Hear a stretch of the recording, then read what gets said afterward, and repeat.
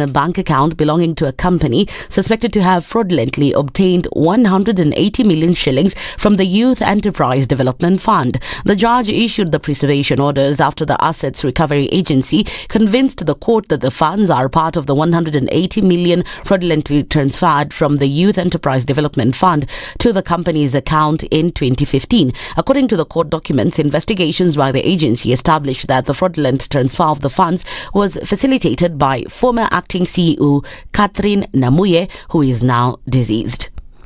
Parliament has opened investigations into the alleged massive graft and backlog of passport applications at the Directorate of Immigration Services. The probe comes weeks after the Ombudsman revealed several injustices and malpractices, including overcharging of applicants at the department.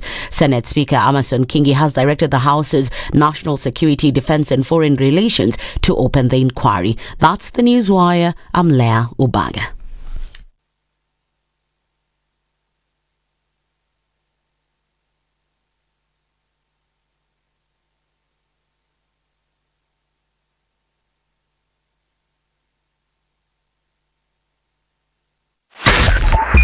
.5 Spice FM, Kisumu.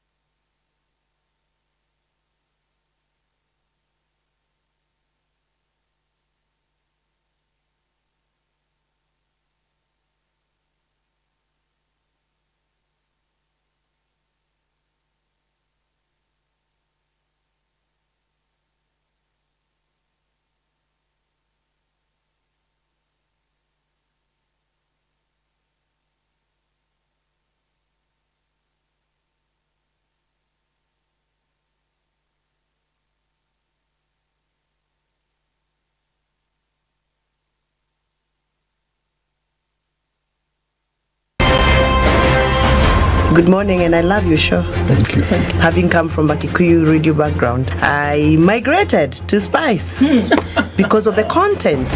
I was born in a slum, but somehow I got a break in life. So sometimes when you see the sweating coming out because of the passion and whatever it is, behind the noise, there are people, and we share the same umbilical cord. It shouldn't be like that. I am so disappointed. We used to tell Honorable Raila Amolo Odinga that he's doing politics of conmanship, and even President Uhuru Kenyatta, serikali hii ndio iko na conmanship ya hali ya juu.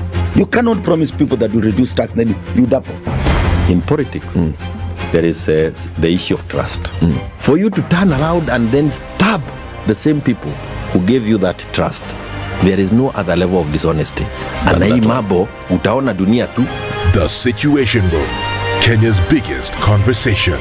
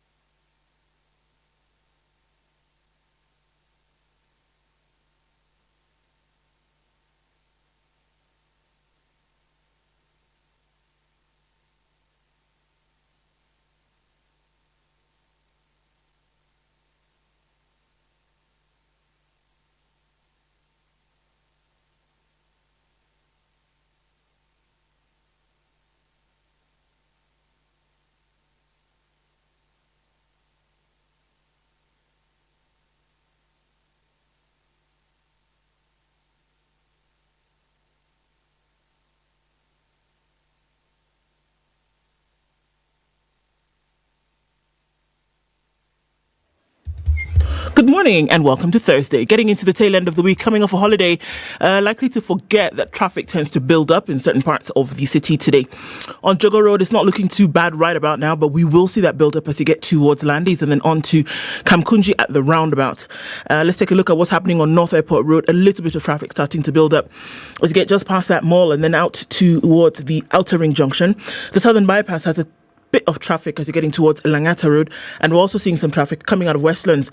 It's going to be a busy Thursday. We can already tell. What's going on where you are? Talk to us on Spice FM KE on Twitter, and let's keep things moving this Thursday. 87.9 Spice FM, Mombasa.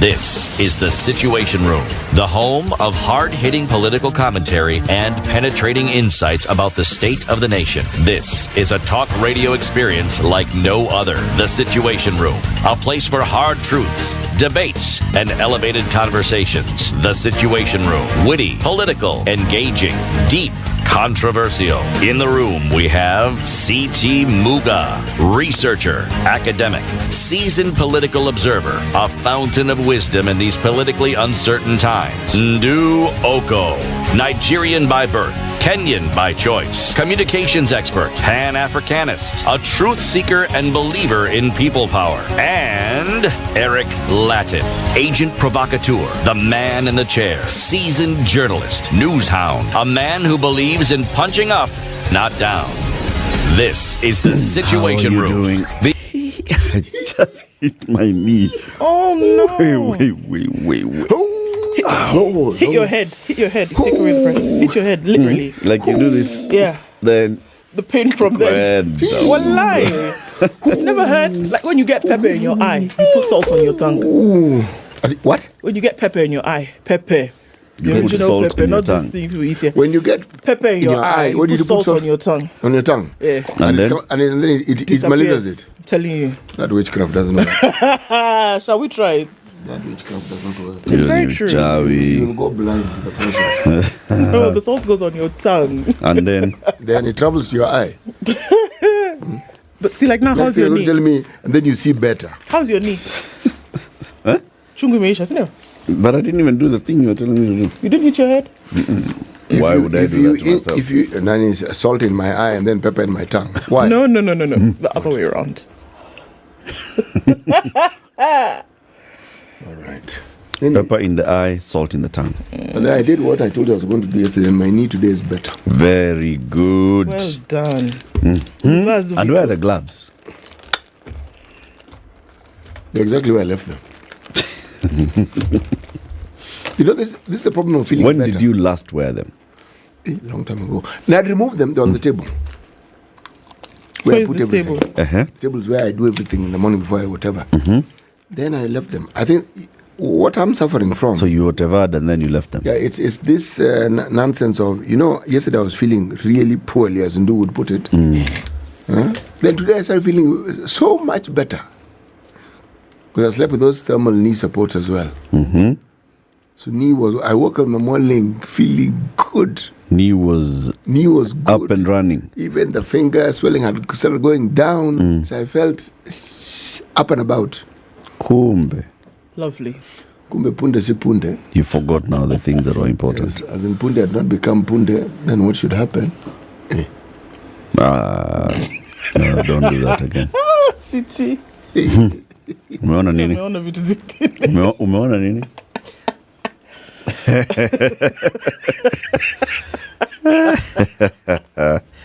Ndu, how was your day yesterday? How did you spend it? I was chilling. Chilling? Good. My middle boy turned 10. Oh. So, you know, that was fun. You guys, today I have a bag. Leo, nimewaletea cake. A bag of goodies. Sunday was my birthday. So this big cake No. inside. Did you know? Yeah, I do So- not wish to know. I brought. So today I wanted to bring the cake on Monday, but I was not feeling well. And then Tuesday. Yeah, you're not feeling. Now we connect everything. Right. So Tuesday, what happened on Tuesday? I was You here. are feeling well. Then yesterday was a holiday. I And don't know you're what feeling happened. well. My brain was not functioning. Today, everything is functioning. It is aligned. And I've brought you people the favoritest of my people, cake. Ednah, have you seen? This cake. Cake. K-E-K. Cake. So, I want you people to So celebrate this is for your birthday or This for was- your son's birthday? my birthday. Okay. Why did you not tell us ahead of time? You're always harassing me about my birthday, which I do not wish to celebrate. And then she just kept quiet. And yours you She keep didn't quiet, even and come. yours you celebrated. She over-celebrated. She didn't even come to work on Monday. Yes. That celebration began Saturday, Sunday. Wait. You people focus. At you. I'm not feeling well. Focus. I'm focusing. I have not stopped looking at your hand. Happy birthday. In advance. Many happy returns. In advance. Yeah, for next year. See, Lipita. As far as we're concerned, we just learnt about it, so it's not even belated. No, it's happy birthday. Mimi ndio know. Sawa. Asante. Sasa mtakula hii? Yes. Umekata slice? Sijakata slice, sasa iko chunk, ile chunk. Hiyo itakuwa shida. Sasa itabidi either mufanye Holy Communion. Because now sasa, I'm just thinking of how Eric atachukua pisi yake na mkono. Atachukua pisi yake. Ama tupate what's knife in Kiswahili? Not kiss, ni kisu. Boy, kiss. Then tufanye hivyo, si ndio? Ednah, where is Ednah? Yeah. Bas, Ednah iko na kisu. Tutakula keki. So happy birthday to me. Yes. Keki ndio hii. Happy birthday to you. See, do? Knife. But City has a knife. What more? It was in the bag. Opener. There's pocket. You people, when I was telling you about this bag. Plus hii inaitwa corkscrew pia iko hapa. And you have a grated knife. Wine. Yes. You have a grated knife. Even for cutting bread, Abi. Hey. I said the only thing that's remaining is for City to bring out a mini cooker. There's onion somewhere. There's a vial of oil. Cooker is possible. It's very possible. That is when you're going on a safari. Cooker is highly possible. Siku moja atatoa mtoto hapo. Wewe, utapiga kelele tuko kwa kazi.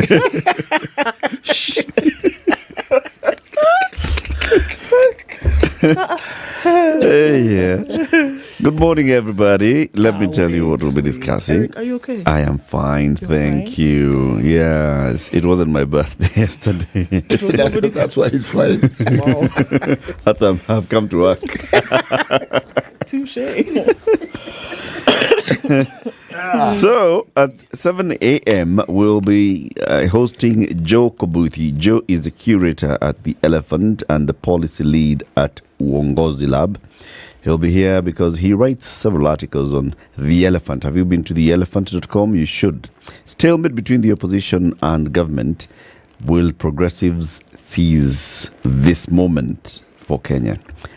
He'll here to discuss that with us. It's sort of like another angle to what Dr. Okoh was discussing yesterday. Saying the Ruto administration, election of Ruto to become president and the administration so far signals very many changes for the country going forward politically. All right. It's Thursday. It's Justice Thursday, but we're taking a Justice Thursday break this week. So we'll be hosting Waithaka Gatumia, who is the CEO at Centonomy Limited, coming to tell us about getting out of the debt trap. Well, Centonomy does a lot of coaching on personal finance, so he'll come to talk to us about debt trap. It's a big thing for many people. And then at 9 a.m., today is the 29th. Tomorrow is the 30th. Tomorrow is the final day of filing your tax returns. KRA will be in the studio. David Busaule is the Assistant Manager at Domestic Taxes Department of KRA. He'll come to talk about the support framework for filing of tax returns. If you've got any questions and maybe challenges and you're trying to file your tax returns, whether you're in the country or abroad, David will be the man to answer those questions. 18 minutes after 6, we're live streaming the show. Ego Kilo Mahali on YouTube and Facebook. If you're online, let us know where you're tuned in from. Let's take a look at the weather forecast.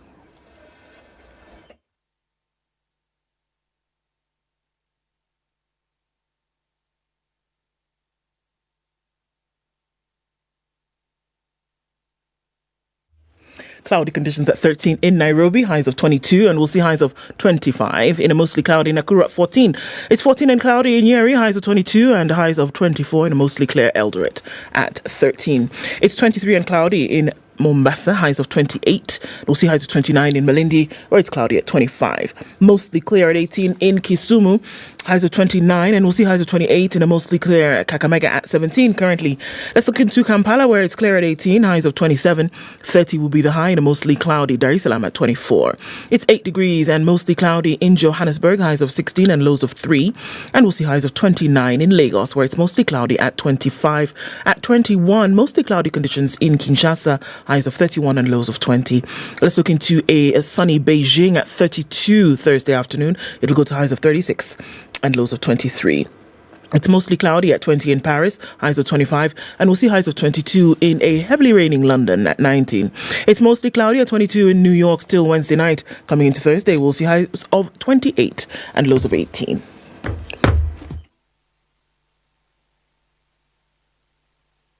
Mature, intelligent talk every morning. Spice up yourself.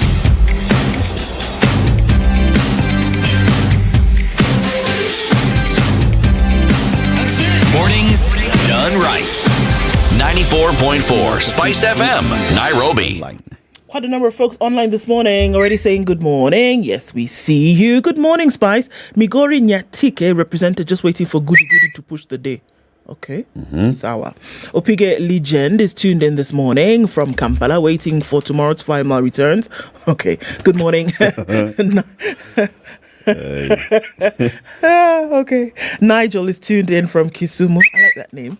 Good morning. Pipeline tuned in as well. That's Dan Mangales. We see you. Good morning. Karibu Sana. Okay. Who this? James Mukabana says, good morning, Eric, CT, and Ndu. Tuning from Kangwara and looking forward to giving invaluable insights about justice this Thursday. Well, maybe not. Unemployment has made it easier for rogue organizations to exploit workers. Really? Richard Mwangi says, good morning, team. Streaming in live and hot, literally from UAE. Alex Omorgi is tuning from Doha. Did CT take camel soup yesterday? Did you? Did you do like that, CT? No. No? No, I didn't. Oh, What no. I did was I put on Your thermal socks. yes, thermal knee support. Yes. So no need for camel soup? No. Essentially. All the swellings. So you rose early today? I rose early, Okay. slept early. So give the thermal thingamajigs time to work. Fantastic. And I'm still wearing the thermal and knee supports even now. So no pain in walking up or down the stairs. Beautiful. Good morning from Nkubu, Meru. Proverb of the day for you, Josegi. A pure heart is purged with high temperature for purification and brightness. Oh, well, all right then. Ruth Karenge says, good morning. Tuned in the Spice FM trio, joining in from Minneapolis. Ask the teacher in the house, Mr. CT, to Fafanua. The poor and innocent are always indicted, while the guilty and rich have no case to answer. Oh yeah, as you're for knowing that, let's continue saying hello to other folks this morning. Jambo, Jermaine Jackson says, a team of the biggest conversation. Good morning, Ednah, Ndu, CT, and Eric. Good morning, people. I missed yesterday's show because I slept in. I thought we were sleeping in. No, man. When you guys don't go for holiday? In fact, please ask that question. Louder. It's an important question. Chris Baraza says, good morning. Happy belated birthday, Ndu. Thank you very much. May you live to be toothless. No. My teeth shall remain with me. So George Gashoiri is tuned in from Manchester, UK. Ecolocked, good morning. Tony Bishop says he has my cake and Fanta. Okay, well, all right. Good morning, CT Eric and Indy, tuning from Portland, Oregon. We're 10 hours behind you guys. It's hot here and the ACs are on. Okay. Rose Grace is tuned in from Siaya Kababa. Kamesh is tuned in from Dallas, Texas. Rose Grace, thank you very much. Good morning to you. Achola Duka is tuning from Kabete. Murkomen says he's streaming live from Sydney, Australia as usual. And Sam is in Texas. Very many Kenyans are in Minneapolis, Minnesota, or in Texas, specifically Dallas. That's interesting. Jacob, on the other hand, is in Sin City in Nevada and says good morning to everybody. Thanks for joining us, folks. Good morning, everybody. Uncle Michael, who's an Arsenal fan, says good morning to you people. In fact, Sam Ogeto. I bumped into a gentleman yesterday at Valley Arcade. It's called Simon Ogeto. Lives in Chicago, Illinois. Why did they write Illinois and then they call it Illinois? It's a French word. So I don't necessarily know. This airport called Charles de Gaulle, how is it pronounced exactly? Charles de Gaulle. Anyway, Simon Ogeto told me to greet the the two of you heartily. You were about to say the three of us. Yeah, the three of us, including Ednah. Including Ednah. 4 of us, actually. Including yourself. Including yourself. So greet We're all yourself. greeted. Yes. Charles, hello. Yes. Charles. Says he watches every morning. Since he's busy when we're actually on air, he watches YouTube every day. He catches up later. Yeah, and Very good man. Catch up. Very good man. Nice. For how long is he here before he goes back He's to here Illinois? until towards the end of July. He's here for a while. Okay. He's here for our cold. He's here for our cold. And then he goes back now and goes into the To the cold own of cold. the Illinois. Yes, he's come. That place at all gets cold. He's coming to greet friends and relatives. Alrighty. Karibu sana. Proverb? The one from Kenya, The other Kenya. otherwise known as Chad. Yes. Okay. Right. Right. If two wise men always agree, then there is no need for one of them. I've said this one before. I thought you were going to say them. They're not wise. No. If they're always agreeing, you don't need both of them. The one is redundant. You need one only. Yes, we have to ask who came up with this idea. Hey. If two wise men always agree, there's no need for one of them. Yep. Okay, that's a good one. Let's look at the headlines. All right, on the front page of the Standard today, strangers in cabinet. Is that a question or is that a statement? Article 152 of the Constitution provides that cabinet is comprised of the President, Deputy President, Attorney General, and not fewer than 14 and not more than 22 cabinet secretaries. But in the footsteps of his predecessor, President Ruto has opened the apex organ to advisors, setting the stage for a possible Titanic court battle. Well, let's look at that later. Do you remember a man called Simnya Nyachai? Yes. Shocking secrets of a woman in a 2 billion shilling estate battle. This is interesting. As the battle for the late cabinet minister's multi-million shilling estate rages, several... Multi-million or billion? It says million, but there must be more. It's billions, of course. It's billion. Several men have come to claim that they were married to a woman who alleges to be Nyachai's widow. Wait.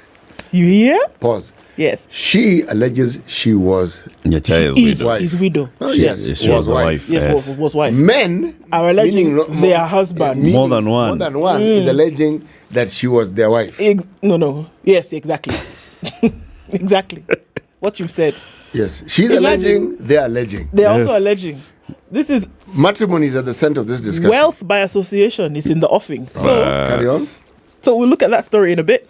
Ruto's allies scoff at Raila team's call for boycotts, and they say, right. Coffee crop makes big comeback. Really? Okay, let's look at that. And CBK's bid to end dollar dominance. I guess maybe on the Business Daily, tell us a little bit more about that, Eric. On the front page of the Daily Nation today, more Kenyans fail to pay back loans. 570.6 billion shillings is the total non-performing loans this year, up from 482.6 billion last year. Where? 20,000 new teaching jobs are up for grabs. I wonder why. Okay, so they're trying to You wonder why their jobs? No, they remember. No. Teachers are supposed to be employed. Yes. So it was supposed to have been that this year, 35,000 teachers would have been employed in January. Yep. Okay. In this academic financial year that ends tomorrow. Yes. And then another 35. Yes. In the next financial year. Exactly. Uh-huh. So we'll look at the details of that. They're going to bring in more, but we also know that there's a huge gap in public schools when it comes to teaching staff. Not enough. So the question is the 20,000 actually enough, and how much longer will they have to wait for more? Okay. Here's how to cut power costs according to IPPs, the independent power producers. They are telling Parliament ways in which you can do this. So we'll tell you that. Are you ready? Yes. Okay. Ruto's allies are warning Raila over an economic sabotage and say, don't even try it because we're watching you. Remember how the Senate decided not to convict CI Deputy Governor William Oduol? Now, it's not over yet. CI MCAs have said that they're going to take this petition to the High Court, and they want to seek that he be declared unfit to hold public office. So maybe not yet out of the water. But forget the waters. They're going to be in even deeper waters. Do they really understand? You know, this discussion is in the public domain. Court proceedings are not limited like the proceedings in the Senate. They're not compressed. These things takes time. They do. And do you know what it does? It gives an opportunity for everything and the caboodle to come out. Are they sure this is the path they want to take? Because, my friend, everything that you probably didn't want the public to know about Sia County will come out. Yes, it will. Because you accuse someone, they'll defend themselves. But in defending themselves, they will also out attack you. They will say things. They will really say things. Anyway, they have made their bed. Let them lie in it. Indeed. Prisons risk 19 million shillings budget cut for failing to complete project. The prisons department is, they've not finished something. We'll tell you about that. And if that is not finished, 19 million shillings will come out from their budget. Okay, that's what I have. Business Daily. Treasury sets cash and hiring limits in a spending shocker. So the Cabinet Secretary for the National Treasury, Professor Njuguna Ndongo, has written a memo to people who have authority to incur expenditure in various ministries, departments and agencies, and restricted recruitment of new staff, promotions and pay rise deals as part of wide-ranging measures to deal with wastage of public funds amid tight budget conditions. He says cash planning and setting of cash limits are intended to ensure more predictable execution of the budget and consequently delivery of services and public investments. That's what he said in that circular to accounting officers of MDAs seen by the Business Daily. In the new disbursement plan, Category 1 expenditure will cover... Okay, so here is the thing. Before I go to Category 1, the priority has been given to 4 categories. In terms of spending, when money comes, cash will be coming to you periodically from the National Treasury as we receive money. And then when it comes to you, there'll be a categorization of what's important to pay first. So, Category 1 will be statutory obligations, including debt outflows, salaries, cash transfers to elderly and other vulnerable groups, pensions and county equitable share. The second category comprises major socio-economic accountability, governance and security programs, including core services and investment. Third expenditure group includes all other Government of Kenya financed expenditures not in Category 1 or 2. And the fourth expenditure category, basically these ones, they will not receive any money. It comprises externally funded projects categorized as revenue in the budget and for which funds are transferred to the exchequer. Okay, that's that headline. The other headline is what you've just read in on the front page of The Nation. Kenyans default on 83 billion bank loans in 4 months. Big story, we look at it. And then the ticker headlines. Last minute debt review opens 39 billion shilling hole in Kenya's budget. The Treasury has fallen short of its domestic borrowing target for the fiscal year ending tomorrow by 39 billion shillings, following the last minute upward revision that was expected to raise funds to settle pending fuel subsidy bills. So they have not been able to raise 39B. And they have until midnight tomorrow. UK company to pay 14.5 billion shillings for Lake Turkana wind power stake. And emergency lending rate at 5-year high. The rate at which banks borrow from each other on an emergency basis has risen to a near 5-year high of 10%, pointing to skewed distribution of liquidity in the banking sector, given the ample excess reserves that lenders held by end of last week. City? Yes. Star? Yes. Let me just go through the process. Yes. Of reading the headline at the front of the page. Then I have to read what really interests me. Okay. Top right-hand corner. In the green corner, we have Kenyans complaints. Senators probe graft claims in passport issuance at immigration. This is on page 6. Ruto team accuses Raila of being reckless. Bang in the middle. Former PM has asked Kenyans to boycott paying tax to cripple Kenya Kwanza administration. The story is on page 4 and 6. Okay? Right.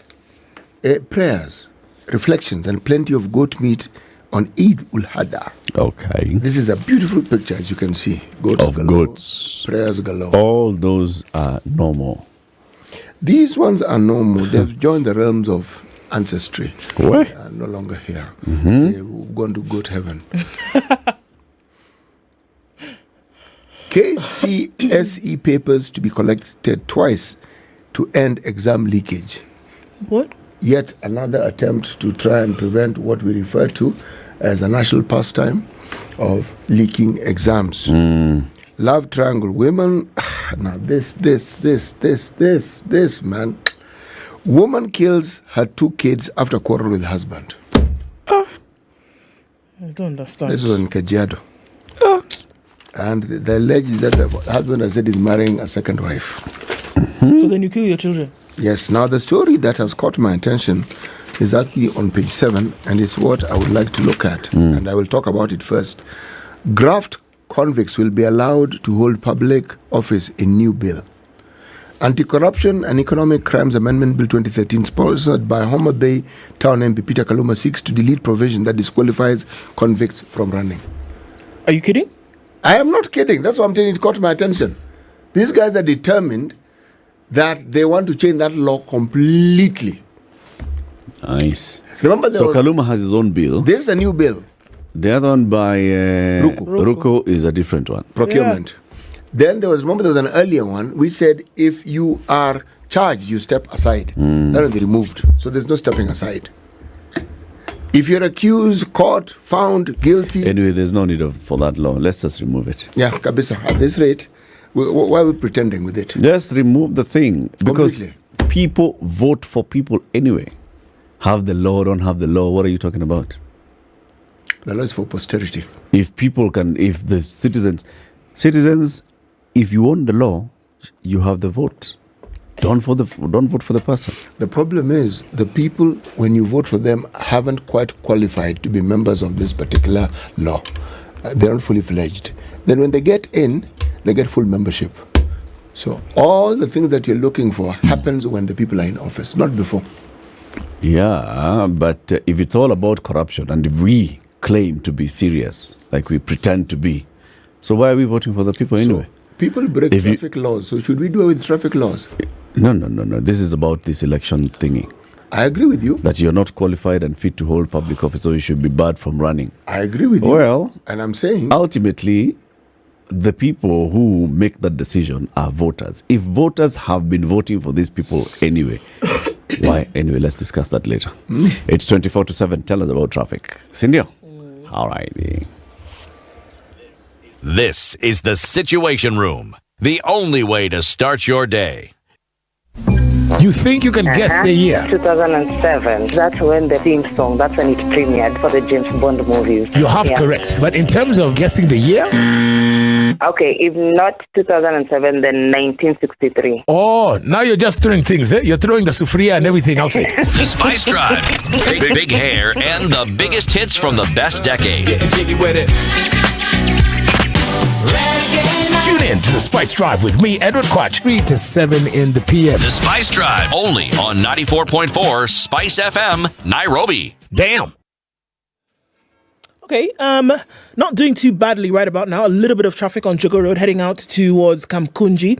On the Thika Superhighway, it's built up, very different from what it looked like yesterday. And just past Survey, it's bumper to bumper through towards Pangani.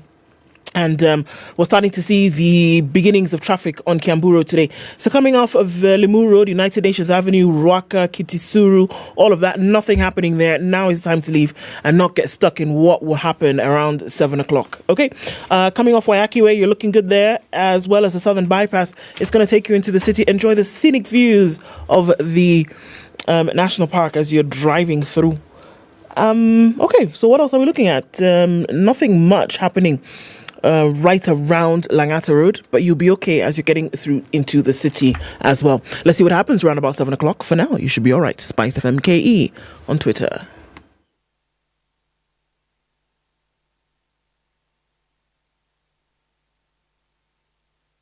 Mature, intelligent talk every morning. Spice up yourself.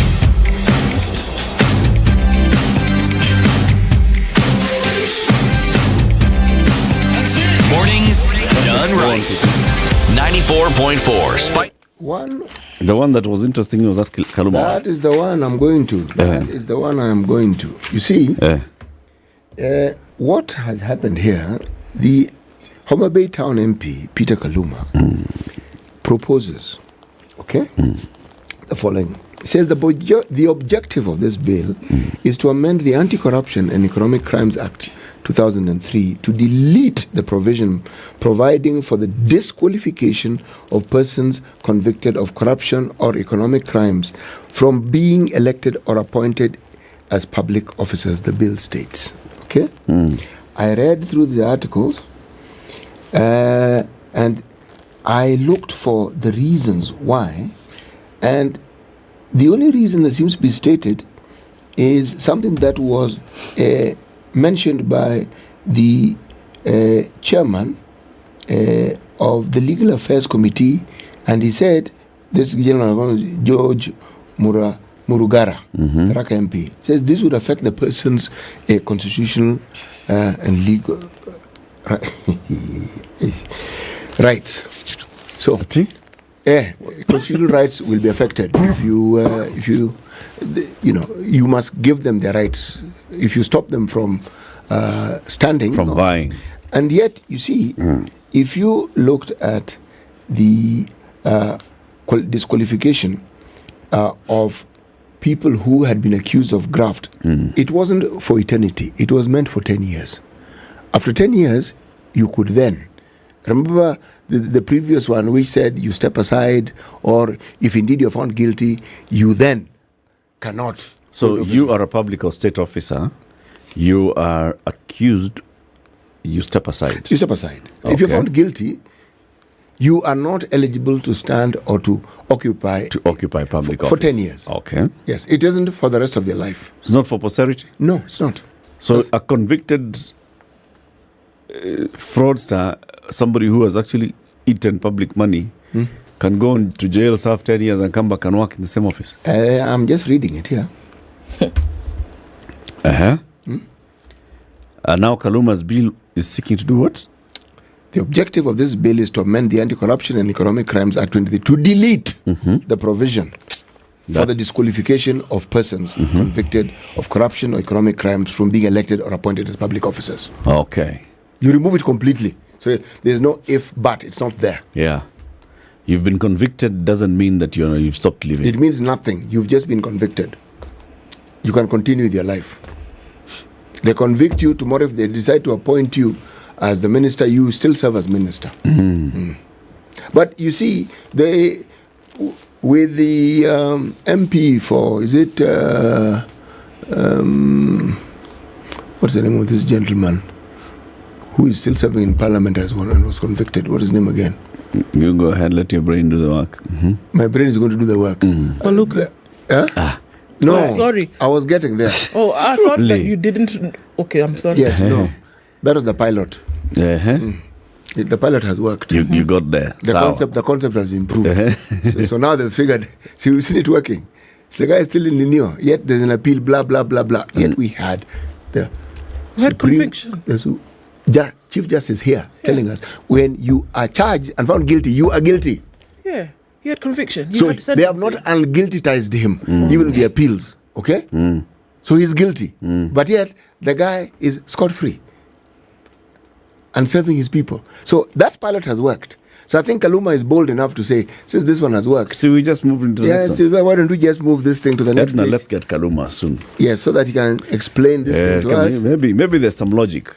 I was, oddly enough, that's what I was thinking. What's the logic behind this? Because this is explained. But now this one, which defies logic completely, completely.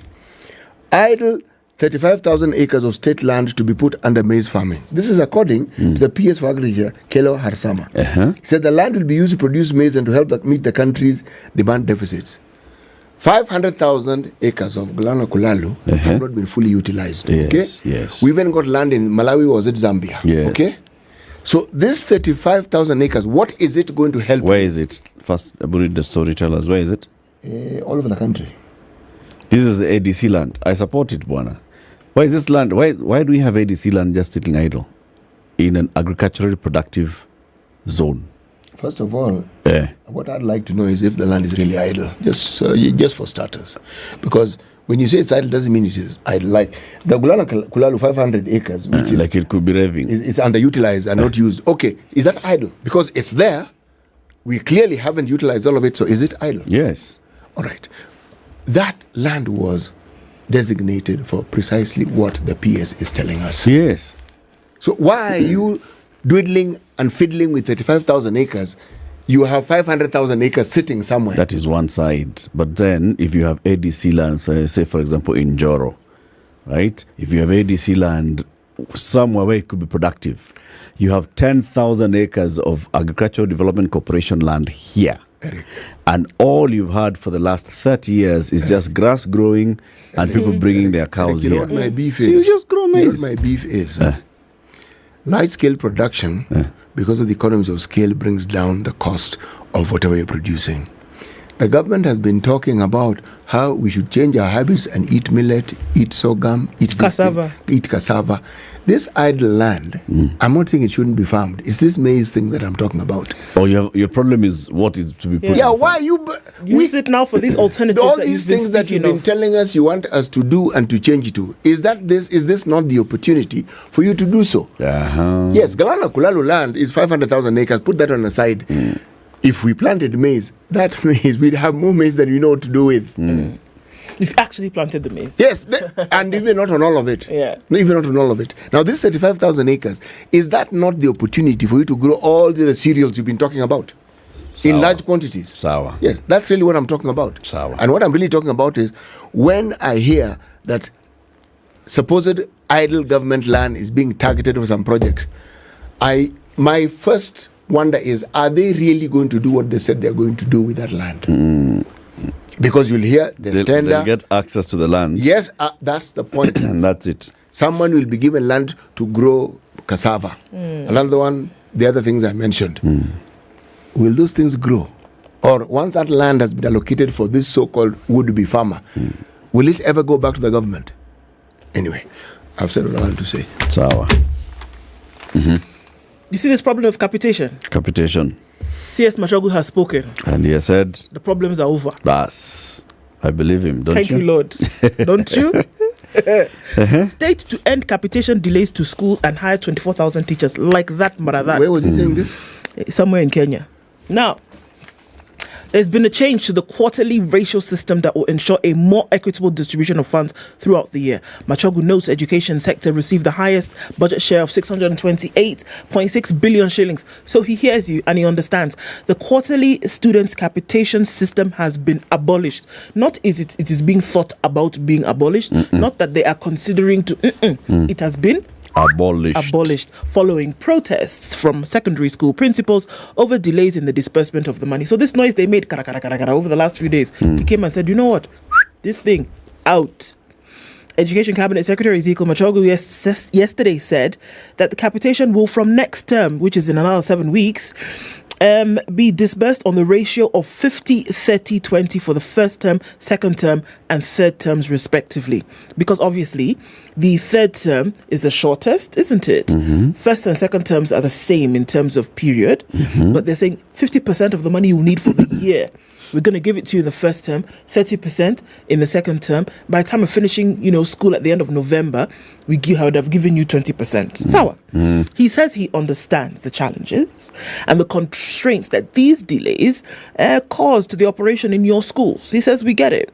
We are working diligently to streamline the disbursement systems by employing advanced technologies and automated processes to expedite the flow of funds. Now, this is where it irks me just a little bit, because it would be as though the reason why disbursement does not happen to schools is because the technology of your systems is inadequate.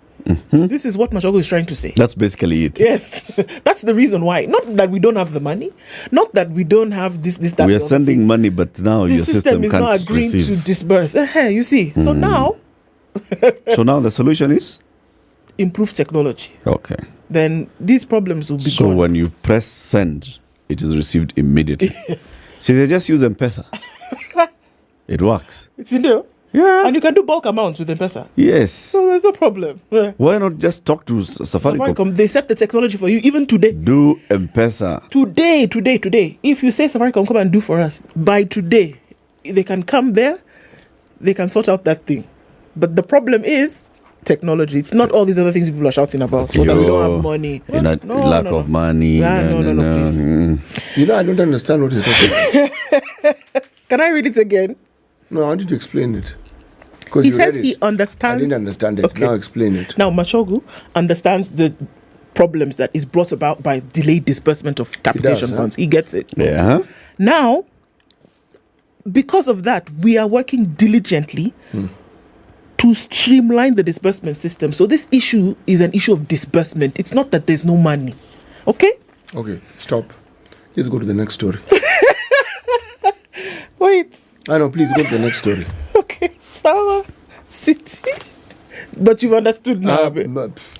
Just move on. Huh? Okay. Now, can I tell you another story? Tell us another story. Okay. So that you don't be annoyed early in the morning on a Thursday. I mean, just surely. like that. Wow. Nyachai Estate. Women fight. Woman, not women. Woman. Right. Fighting for the share of. Okay. Woman fighting for share had 4 husbands. This one woman who is looking for the share from Nyachai's estate had 4 husbands. Are these 4 husbands aware that they're... Are they aware that they're part of the 4? Yeah. Investigations by the family of powerful Cabinet Secretary Simi Nyachai has revealed shocking secrets.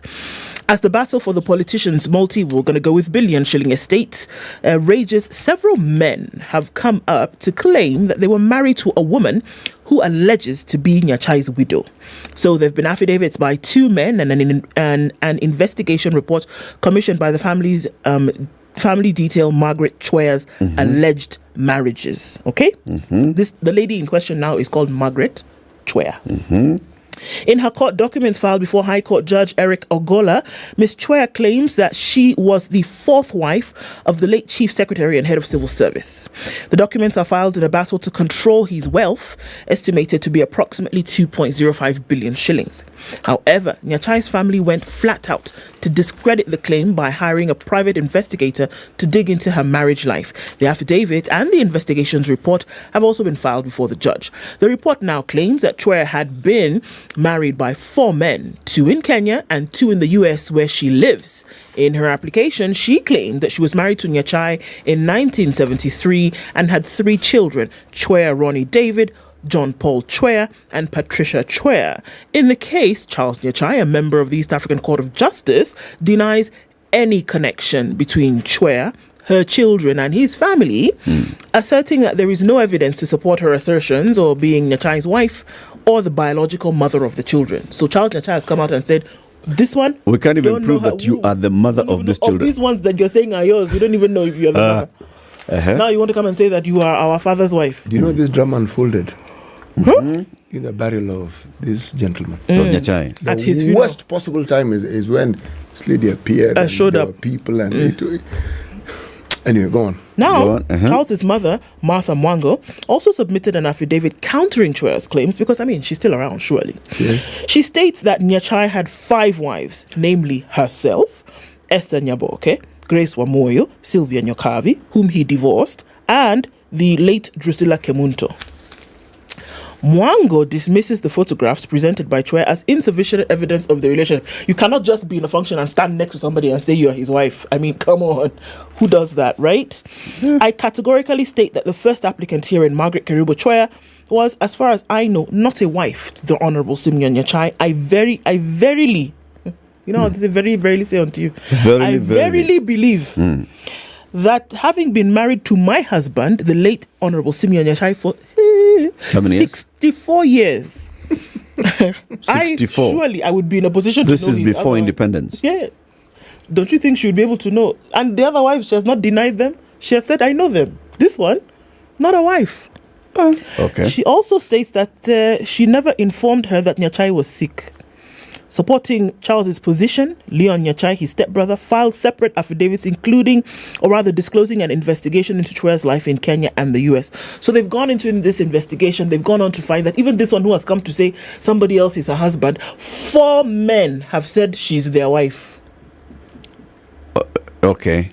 Do you understand? Is there any evidence of the marriage? They have even sworn affidavits. So are they saying No, they have sworn affidavits, yes, but are they producing any evidence like, marriage certificates, anything like that? Pictures of cows. Because even her, she sent. has a sworn affidavit claiming to be Nyachae's widow. This is true. Okay. Now, David, it's a whole thing of who married who and who went where, right?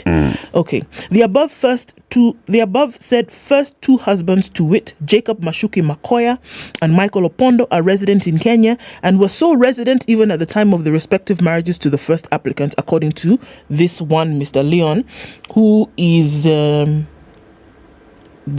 investigator. Okay?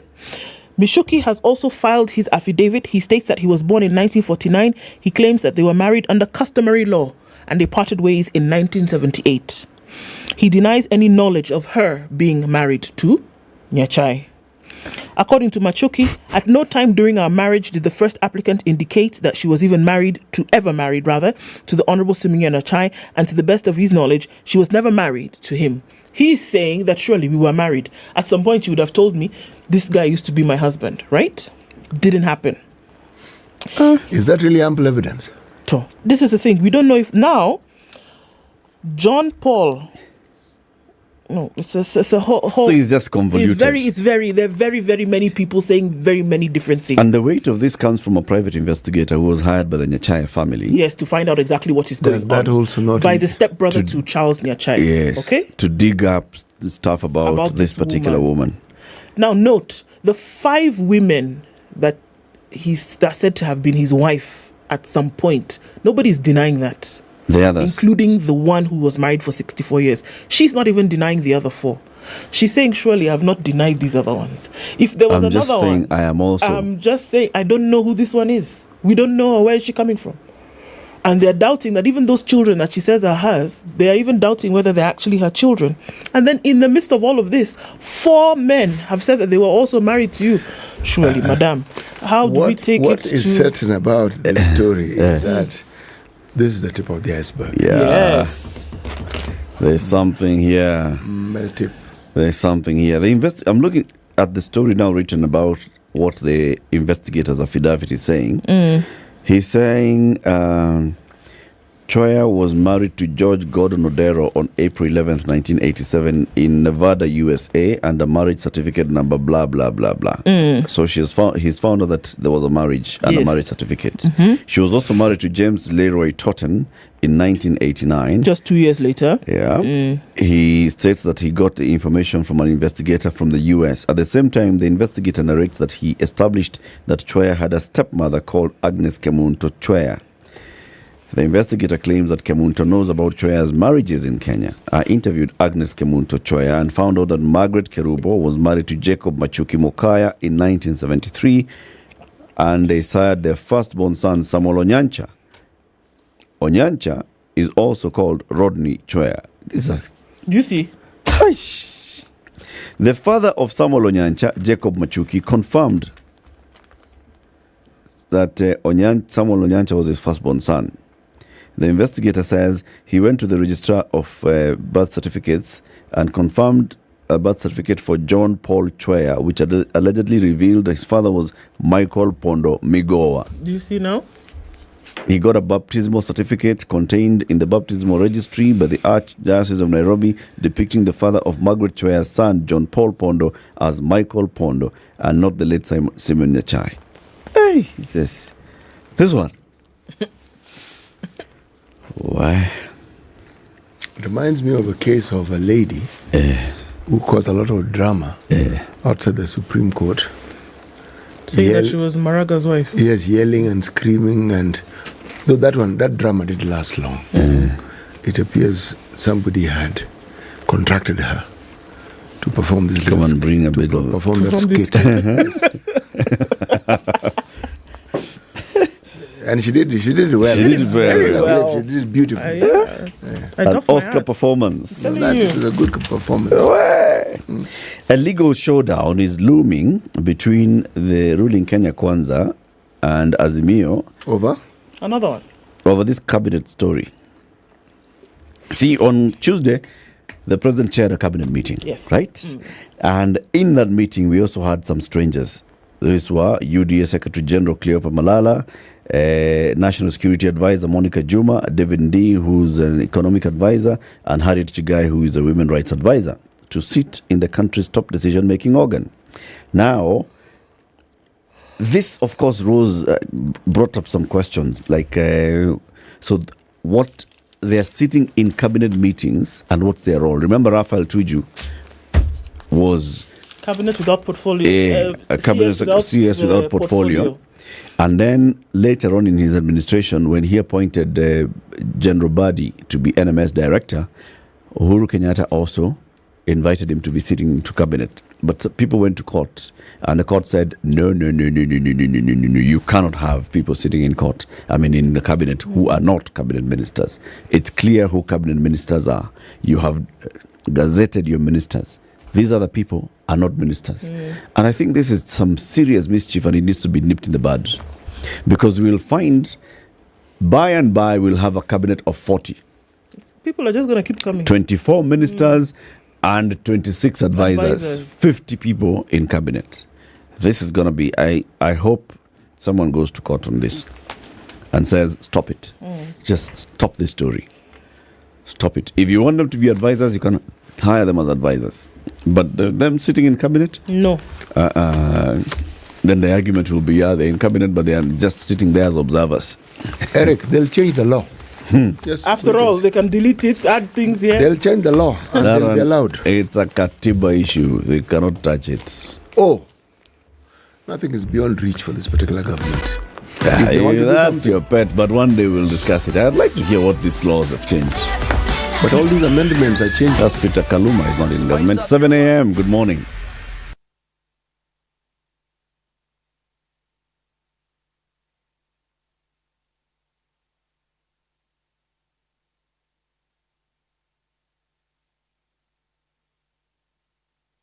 The news at the top of the hour on Vibes Radio. The news at the top of the hour on Vibes. Good morning, this is the Newswire. I'm Leah Ubaga. All school heads must submit receipts for monies received from the government as soon as it's distributed to their institutions. Education CS Ezekiel Mashogu says those who fail to do so will miss their allocation in the next term. He added that moving forward, 50% of funds will be disbursed in first term, 30% second term, and the remaining 20% in third term. We want to get back from the current quarterly system, a ratio of 50, 30, and 20 going forward. And I think the Treasury so far is in support of that, because this will change and ensure equitable distribution of funds throughout the year, empowering schools to plan and utilize resources more efficiently. In the same vein, I must also emphasize the importance of promptly acknowledging receipt of capitation, as failure to do so will result in schools missing out on the next disbursement. This event comes as teachers have blamed the Ministry of Education for delayed disbursement of funds. Here is Kupet Secretary General Akela Misori. These gentlemen are fast losing the trust of Kenyans. They are fast losing the trust of the unions. They are presiding over inefficiency which we cannot tolerate. How can a whole cabinet secretary promise Parliament and Kesha that he would release 28 billion, only to release 24 billion, and the same has not reached many schools even today? More than 200 families living in 2 villages in Lamu County, which were raided by armed men suspected to be Al-Shabaab on Saturday night, have fled their homes in fear of another attack. The families have pitched a tent at a school following the attack that left 5 people dead and houses torched. Yenye imefanya tuamue kulala hapa ni uoga. Tunahofia uhai wetu.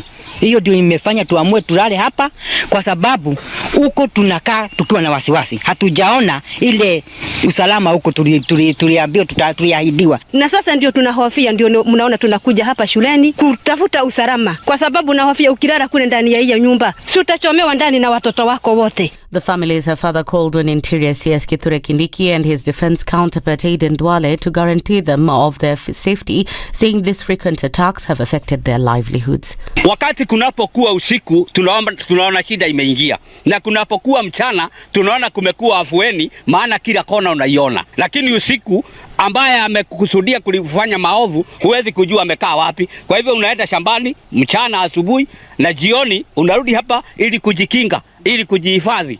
On Saturday, 5 people, among them a Form 2 student, were killed as the assailants raided homes in Salama and Juhudi villages at night. Men are still hesitant to go for COVID-19 vaccination even after statistics showed that they were most affected by infections during the pandemic. In Nakuru, vaccine uptake was higher in females at 51.52%, while male numbers stood at 48.44%. A clinician at the Rift Valley Provisional General Hospital, Samuel Muturi, who is also a member of the Infectious Disease Control and Critical Care for COVID-19 response team, said intersex and transgender in the county accounted for 0.04% of the vaccinated population. Implementation of Miraa levy is expected to take effect from next month. Agriculture and Food Authority Acting Director General Willis Saudi says the regulations contain various provisions that are geared towards trade facilitation through registration and licensing of value chain players. And in the international scene, 5 cases of malaria have been confirmed in Florida and Texas. It's the first time the potentially fatal mosquito-borne disease has been locally acquired in the United States in 20 years. The Centers for Disease Control and Prevention said the 4 Florida cases, along with 1 in Texas, have been diagnosed over 2 months. The CDC added that malaria is considered a medical emergency and anyone with symptoms should be urgently evaluated. That's the Newswire. I'm Leah Ubaga.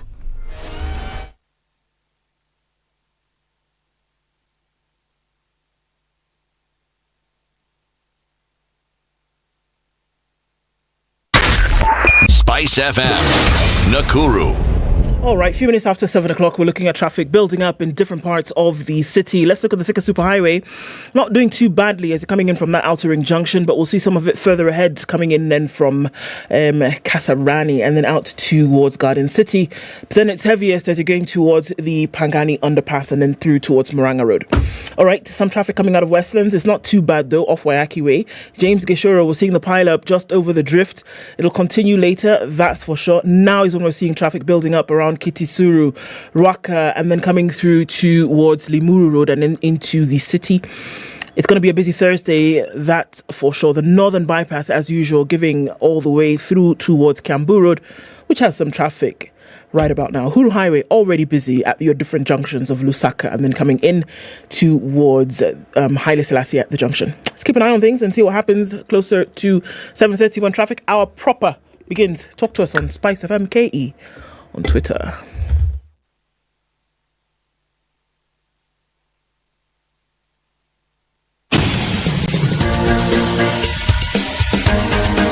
This is The Situation Room, the home of hard-hitting political commentary and penetrating insights about the state of the nation. This is a talk radio experience like no other. The Situation Room, a place for hard truths, debates, and elevated conversations. The Situation Room, witty, political, engaging, deep, controversial. In the room, we have C.T. Muga, researcher, academic, seasoned political observer, a fountain of wisdom in these politically uncertain times. Ndu Okoh, Nigerian by birth, Kenyan by choice, communications expert, Pan-Africanist, a truth seeker and believer in people power, and Eric Latiff, agent provocateur, the man in the chair, seasoned journalist, news hound, a man who believes in punching up, not down.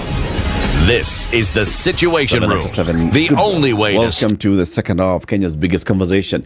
Those joining us now on KTN Home, habari yenu, karibuni sana. We've been live since 6 a.m.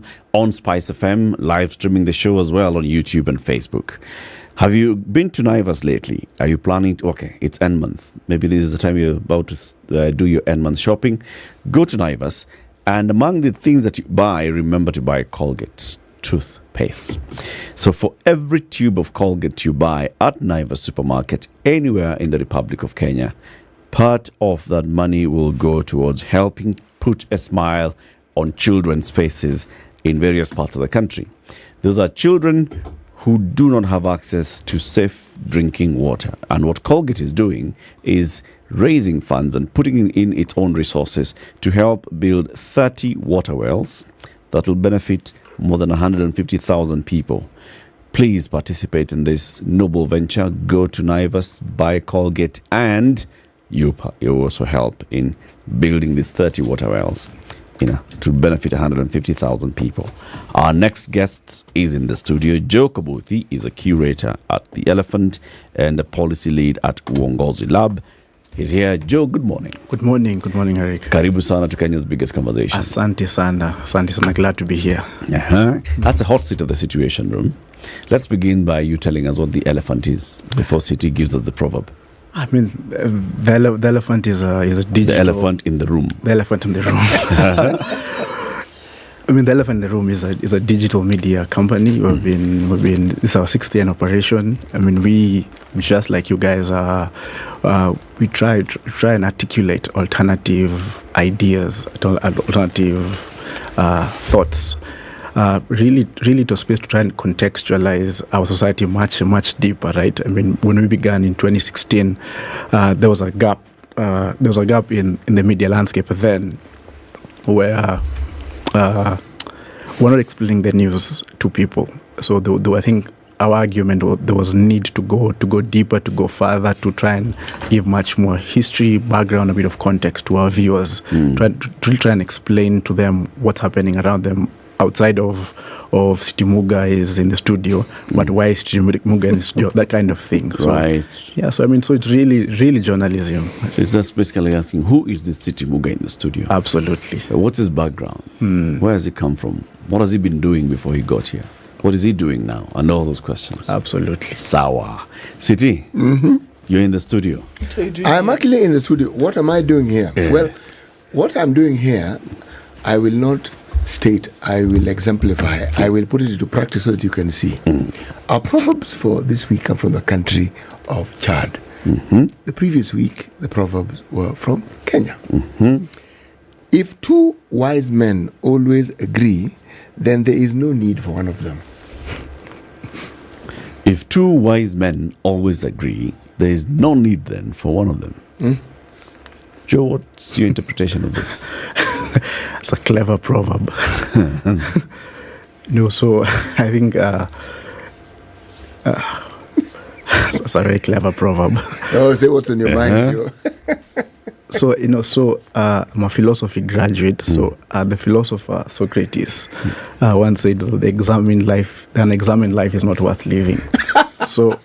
So in a sense, if you have two wise guys, to get together, and they agree, one of them needs to die, right? One of them is not wise, really. One of them, both of them, wise. One is a copycat. One is a copycat.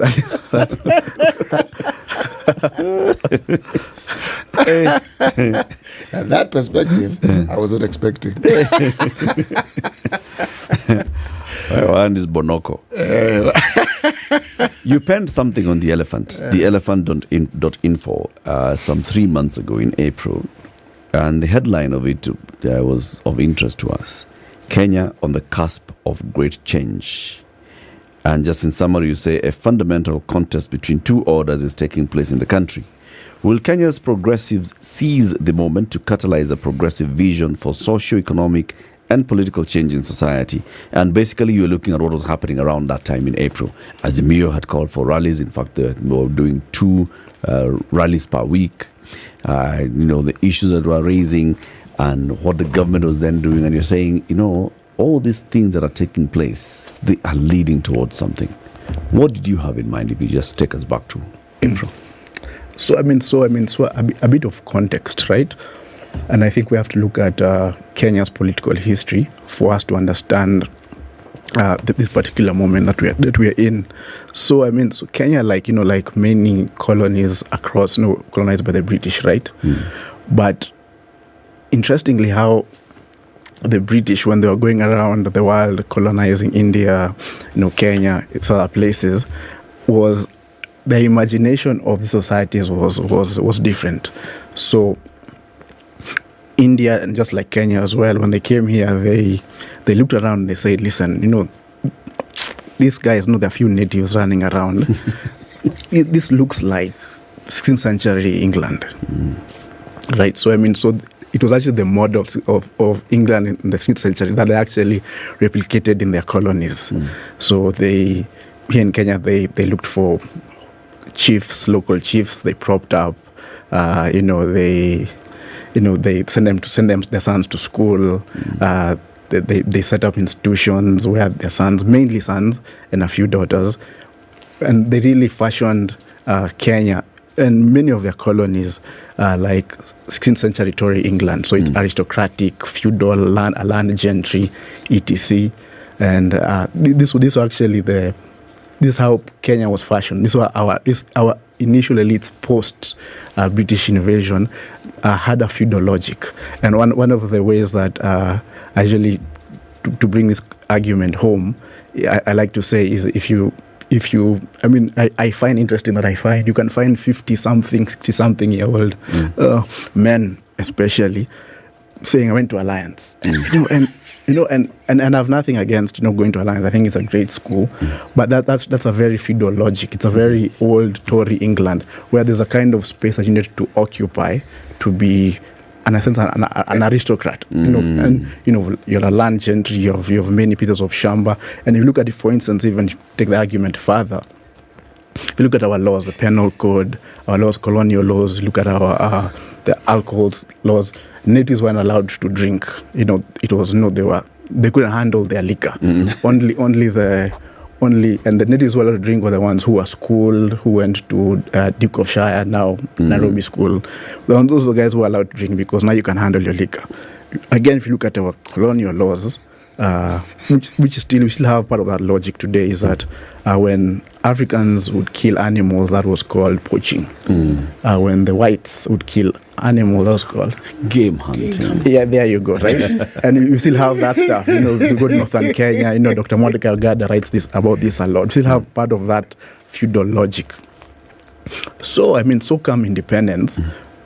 By and large, the Africans who negotiated for independence came from that order, right? Many of them were schooled into that logic. If you look at many of the leaders of that time, this is the knowledge ecosystem that they were bred from. They went to Alliance, right? If you look at our first cabinet, I think it was 16, if I'm not mistaken. I think 10 out of the 16, if I'm not mistaken, were actually from Alliance, right? And again, nothing wrong with Alliance. It's just it was really the epitome of that place. It was a place of that. If I can be of some assistance, now the ones from the western part of the country went to Maseno. Precisely, yes. Yes. And same pedigree, same thinking. Yes. Gary Francis actually Maseno. Was in Maseno before he went to Alliance. Exactly. And so forth. So yes. So it's the same thinking. So right? context. Yes. Bring it to present. So it's the same thinking. So these guys, so up until 2022, this elite infrastructure created itself 60 years very stable. And that is part of the reason why Kenya we've now gone into really deep civil war. Because a very stable elite controls most levels within power, the state, private sector, civil society, media, you name it. You'll find that infrastructure. So what we're seeing until now were really internal squabbles because of the feudal logic. They were tribal chieftains. So you have internal squabbles for space. So we'll fight today, but we have, a handshake. Handshake is actually Lord so and so versus Lord we so have and a so. lot more in common than the differences that we claim precisely. And the reason why you'd hear particular politicians who fell off from them, or even pundits who hobnob in that space will tell you. Yesterday, Dr. Okoh, I think, was here and said, these guys are friends. These guys, their children go to the same schools, right? So they have a lot more in common. And part of the deal making is handshakes. What Kenya is part of, we say handshakes. And we have looked at the history of Kenya. 63, there was a handshake between Kanu and Kadu, right? Yes, it was. And then 65, there was a handshake between Moi and Kenyatta after the fall of Odinga and Kenyatta. Again, and then you can see that another handshake in in 97, between Raila and Moi, and then 2002 with the NAC coalition, and then 2007 again, and then 2017. So the way with which their politics works, and that has been fairly stable. But then, Kenya is an interesting space because, again, another history emerges in the 1980s, right, with structural adjustment programs, and very interesting.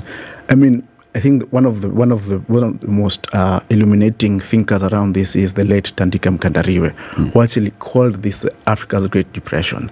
But what he says, if you read his work, he goes further and he says that actually, if you study what happened there, it was a product of Western imagination, just like colonialism, that it actually fundamentally reordered our society. It wasn't like what we see now with what we're seeing now, which is just bad debt, fiscal indiscipline. SAPs was actually a fundamental reorganization of Kenyan and to a large extent of called African societies. By external forces? By external forces, which was Bretton Woods, World Bank, etc. And it was fundamental because overnight, just to give an example, overnight, the main employer then was the government. Overnight, because of golden handshakes and people being let go, the main employer became this thing called the Jokali sector. So all of a sudden, overnight, you see people moved from Woodley, Woodley Relation, which were then civil servants' houses, to Umoja, Kayole, Dandora, overnight. Right? Within a couple of months, people are just being adjusted. Politically, of course, we know what that also came now down the road was liberalization of the economy, which is now embracing democracy. Because the overarching idea that was actually now we have to democratize this. These nations are not democratizing well, so we'll give them liberal democracy. We'll give them media, free media. We'll give them private sector. We'll give them all these things. So that created a fledgling kind of behavior. What I think Marcelo Kantai calls in his piece calls the hustlers. He writes a piece in 2006, I think it was called the Ridiculous Generation. So all of a sudden you have all these individuals who come from a place where the name of the game is to hustle. That's the name of the game. Hustling is the name of the game, because now all of a sudden the traditional social mobility tools where you get a job, you go to school. It was clear, it was structured. Exactly. You get up in the morning, you know where you're reporting to work, and at the end of the month you shall get paid. Now it's different. You get up in the morning, you don't know where you're going to work. Everybody's a hustler. You don't know where your next income is going to come from or when it's going to come. Exactly. And that's where the hustler comes in. Exactly. And we see people that, guys like KJ who are now in government come from that. They were university kids. They had to go and do comedy, and they were making fun of stuff, more etc. And and you breed a whole new kind of ecosystem, right, from this kind of space. So you're saying that all these things, we can lay them at the doorstep of the structural adjustment program. Precisely. This is the genesis of this particular era and this change that you're talking about. Exactly. Please proceed. So you see this kind of stuff, but more important, more fundamental that I haven't mentioned, I mentioned in my article, was that the academy, again, was because of SAPs, the academy was adjusted. So all of a sudden, you just had to let go of university professors. You couldn't pay them. So many of them went to consultants in the NGOs. But that space was left open, that space where, the narrative, the men of letters was replaced by the men of the cloth. And that's why you see the proliferation of tent churches, right? And all of a sudden, you have evangelical pastors in particular becoming existential managers of people's life. So you walk into a church and the guy has an answer for your money, he has an answer for your politics, an answer for who you should marry, he has an answer of which country you should travel to. He replaces the influencer now. Precisely, he replaces the professor in such fundamental ways, right? And then so you see this kind of raison d'etre taking place. And then over time, this cadre of people, from these people, initially they work for the feudal lords, if I may call them that, or what politicians have in the last couple of years called dynasties. They work for them, and they're wheeler dealers. But and over time they accumulate, resource through because of devolution, liquidation of the global financial markets through after 2008. Of course, China is a big factor because they have access to cheap credit and and goods and services. and they influence culture and the economy to an extent where they become powerful enough that they're able now to go for political power. And we see that culmination in last year's election with the ascent of power of William Ruto, who actually comes from this space. I mean, I hear, I wasn't born, but I hear of a time where people used to be paid to go to university. But because of SAPs and all of a sudden now, guys are now, you're hustling, you're in university, but you're also making money on the side. Paid to go to university or paid? Well, City, were you paid to go to university? Not really paid to go to university. Well, at university, you got, it wasn't boom. There you go. I mean, I hear about it. I didn't experience it, right? So actually, it was supposed to be a loan. The sum total for your education for those 3 years amounted to 33,000 shillings. And when you left university, you're deployed. My colleagues have heard me say, I had my appointment letter before I finished my last exam. I knew where I was going to work before I finished my last exam. Now, they knew where you're going to work, so they could deduct. Over 10 years, you're supposed to have finished paying. If you moved within government, they would track you. Now, people who went to the private sector, now those ones, they lost. So they thought they'd catch up with you later. Because once the ID system came in and the names came in, they knew who you are. But you're right, we were given boom. The boom, housing, food, was part of this package. Boom was for books. Wow. But what people did with the first boom, they bought a boom box. It boomed. All right. Please continue. Yes, I mean, so the culmination of William Ruto to the presidency is really the culmination of this order into political.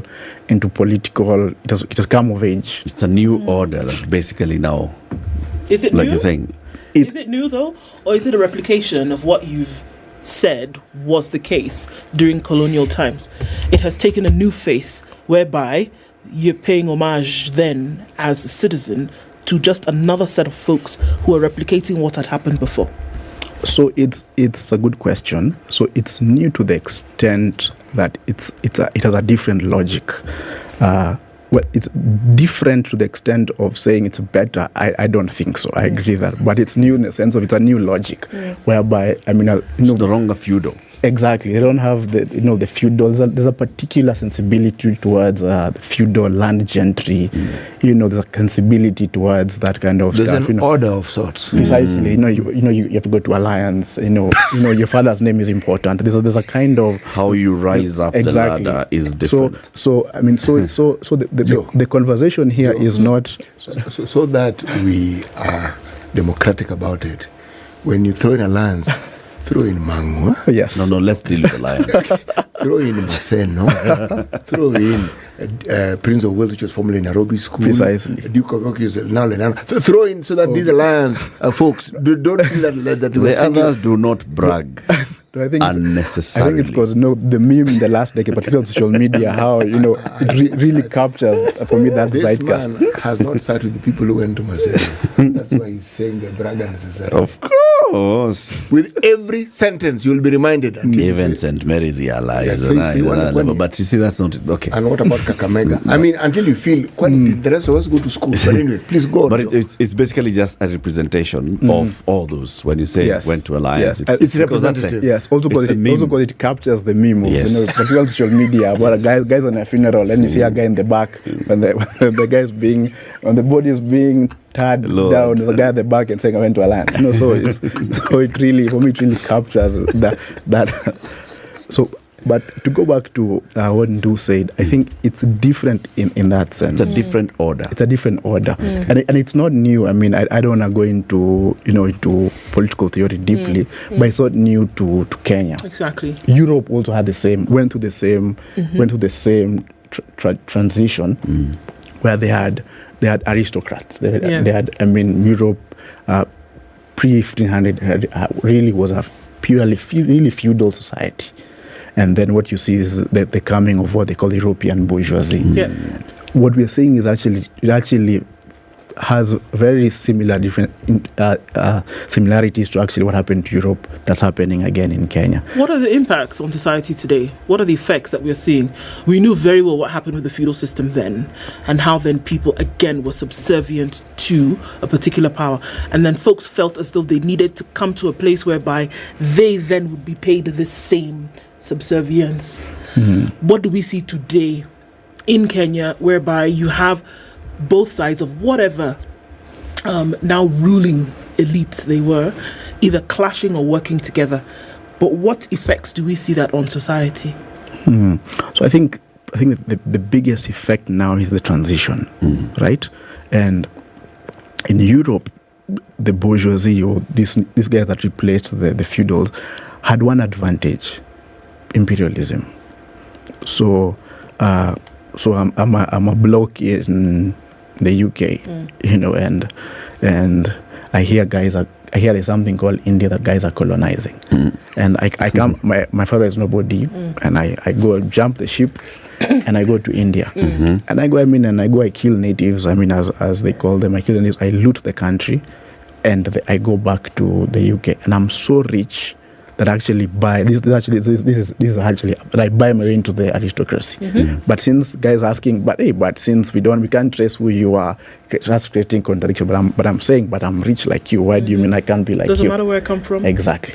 But then the advantage they had is that now, if you look at, for instance, Liverpool as a city, it was actually a slave port. Yes, it created so much wealth that these guys were able to now attain political power, and they contested power within Europe, and not just in the UK, France, Germany, Russia, that they contested, that they changed the governance systems.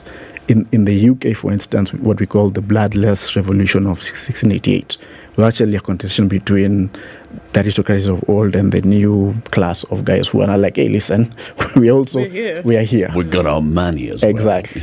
well. And the only thing that they did, the landed gentry of old have titles that you can inherit. The other titles you cannot inherit. Yeah. You have the titles, it's yours. When you pass, your children become wananchi watukufu. Yes. So what impact did it have then on society? So as I said, or does it today? They had the advantage of imperialism. So for their societies, they were lucky in that regard. So they were raping and pillaging the global south, and taking the wealth there. The disadvantage we have in Kenya right now is because this new class of people, this new order that now is really representative within the current government and the structure they're trying to build, is that they don't have imperialism. So unlike the guys of old could tell the serfs, because the serfs are the wananchi working for the lords, like, no, actually, we can take you to somewhere in the world, you can come here, loot, and you can become something for yourself. So unfortunately, these guys have to go to the same people that they say they want to liberate and finya them. So they have to use them exactly to gain more power and influence and wealth. Hence the Finance Act, which is now an act. Hence, you have to go to the same people to say, listen, where freedom is here, but freedom it costs something. I have to now come, because the guys in Europe had the advantage, because I could take you to some place in the new world, and you come back and you're like, yeah, actually these guys are better than the dinosaurs, because but then that's the crisis we are facing now, because now for them to create this new thing, they have to go to the same people and say, listen, hey, for freedom we have to pay something. Pay for it. Hence the break. Yes. Okay. Let's take that break. It's 29 minutes to 8. Joe Kabuthi is the curator at The Elephant, theelephant.info. He penned an article on The Elephant. It usually has very, very good articles and thought-provoking articles. In April, Joe penned this one, Kenya on the cusp of great change. And he was looking at what's been happening in Kenya politically and where we are at. He says, we are right on the cusp of great change. The question is, will those who are progressives actually recognize this opportunity and seize the opportunity? That's what we're discussing. Keep it here. We'll be back shortly.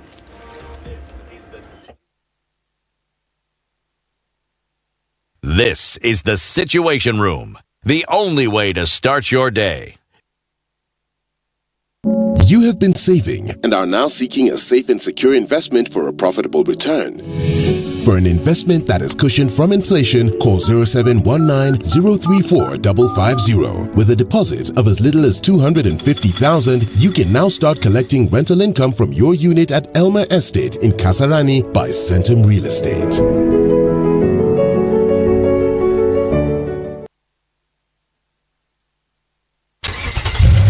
When the engine revs, will you be ready to get all that petrol head enthusiasm at this year's annual Digger Motor Show?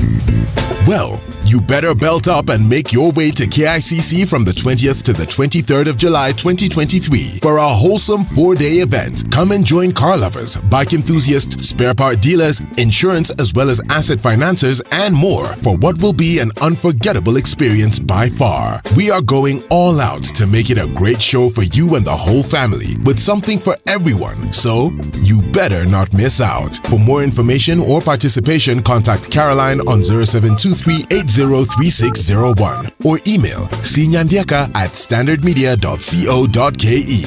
Digger Motor Show 2023 is brought to you by Standard Group and Digger Motors. Nairobi highs of 22 and we'll see highs of 25 in a mostly sunny Nakuru at 14. It's 14 and cloudy in Nyeri, highs of 22 and 12, and sunny in Eldoret, highs of 24. The sun is out in Mombasa at 23, highs of 28, and it's cloudy at 24. In Malindi, it will go to highs of 29. It's sunny at 20 in Kisumu. We'll see highs of 29 through Thursday, and 28 will be the high in a mostly sunny Kakamega at 17. At 18, Kampala is sunny, highs of 27, and we'll see highs of 30 in a sunny Dar es Salaam at 24. 8 degrees and cloudy in Johannesburg, highs of 16, and at 25, Lagos is cloudy. It'll go to highs of 29, and we'll see highs of 31 in Kinshasa, where it's cloudy at 20.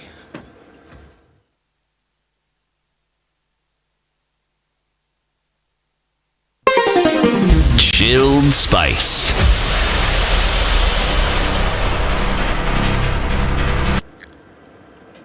It'll pack up in about half an hour, and that's what happens between 7 and 7:30, where we're seeing heavy traffic then on Jogo Road, going out towards the City Stadium roundabout, and then it's heavy on Landis as you go out towards Kamkunji.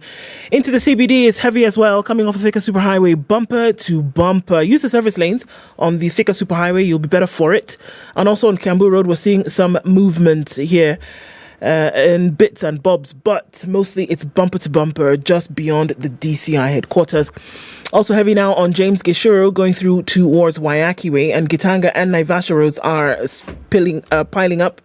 And we've seen some movement also on Gong Road as you get out to the city. In traffic hour proper now, let's see what happens. Hope you can keep safe today. Heavy fog and mist as you go out towards Limuru still.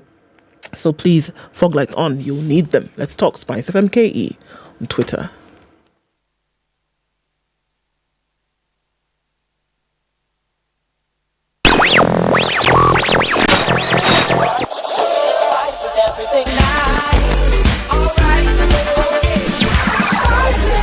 Spice up your life.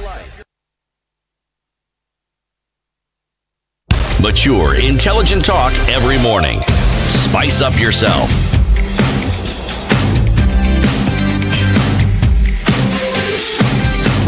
Minutes of the conversation with Joe Kabuthi, who is a curator at the Elephant and also policy lead at Uongozi Lab, being hosted by Eric Latiff, Ndu Okoh, and CT Muga.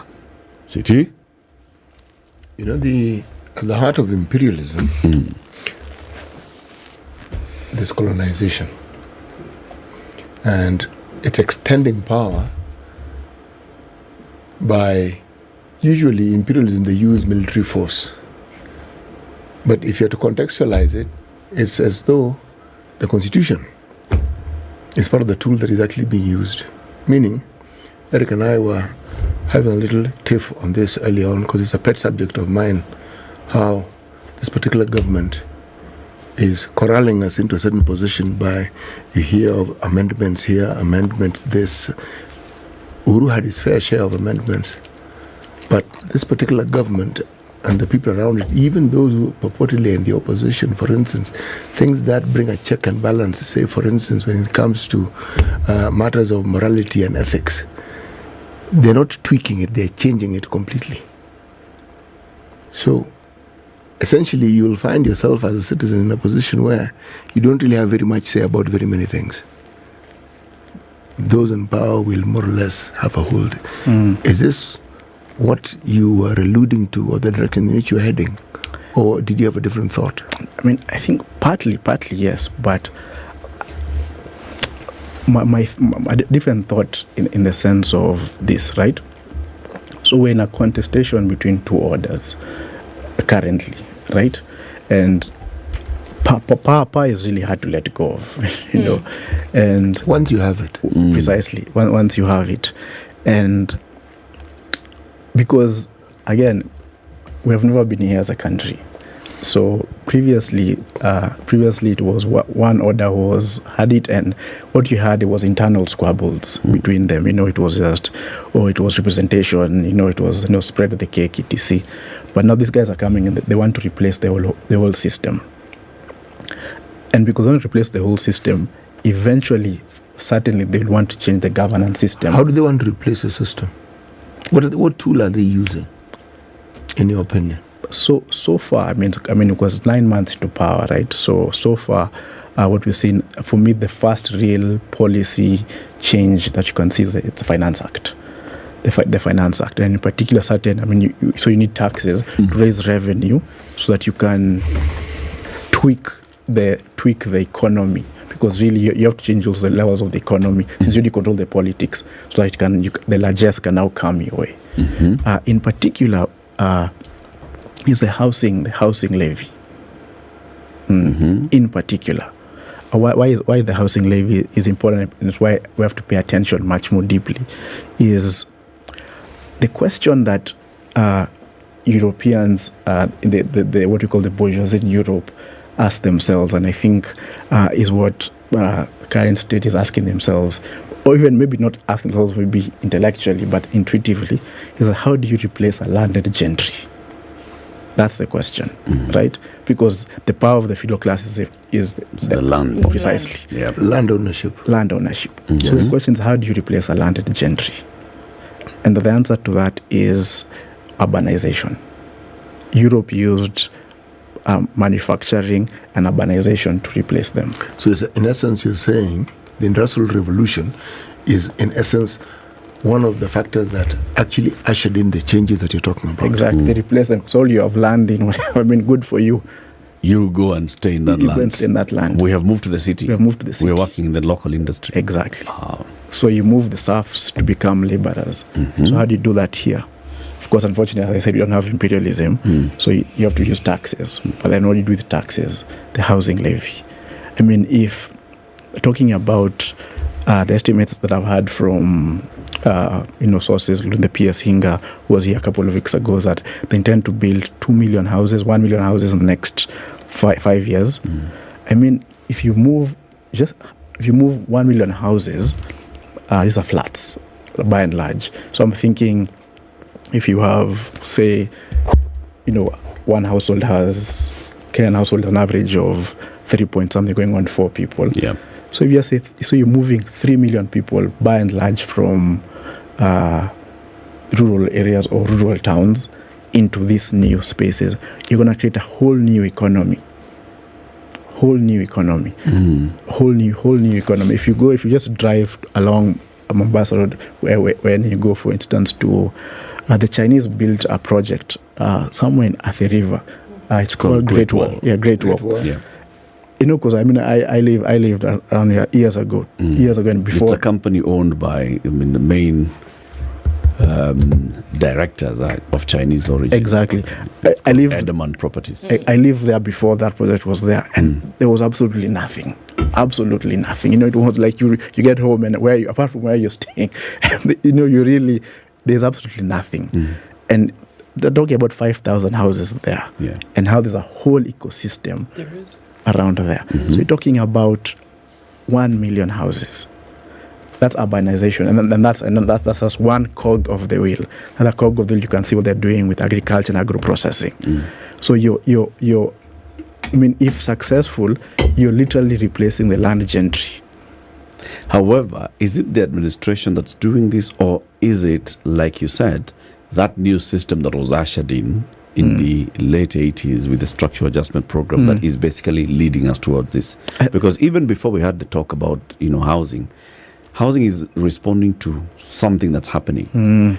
And this is the rural-urban migration. Precisely.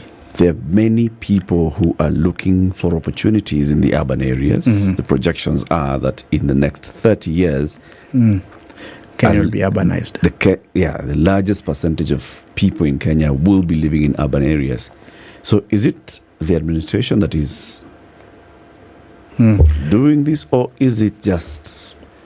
It's in the water. Society that's doing it. It's in the water. It's in the water. It's just it's a historical projection of the state. This is how it moves. It's in the water.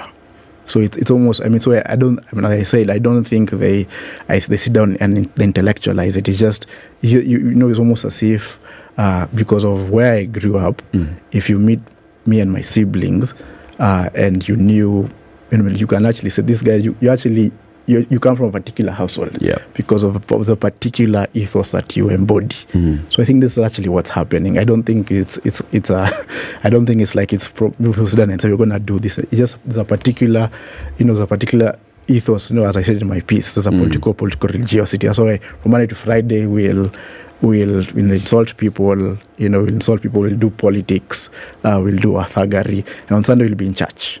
Then it's not a clash of two orders. It is everybody doing the same thing. No, it is a clash. It's a natural progression of a people. It's organic. No, is there any other side that is pushing back on this? Yes. Or doing the opposite? Yes. You're saying that there's another system that is trying to suppress urbanization.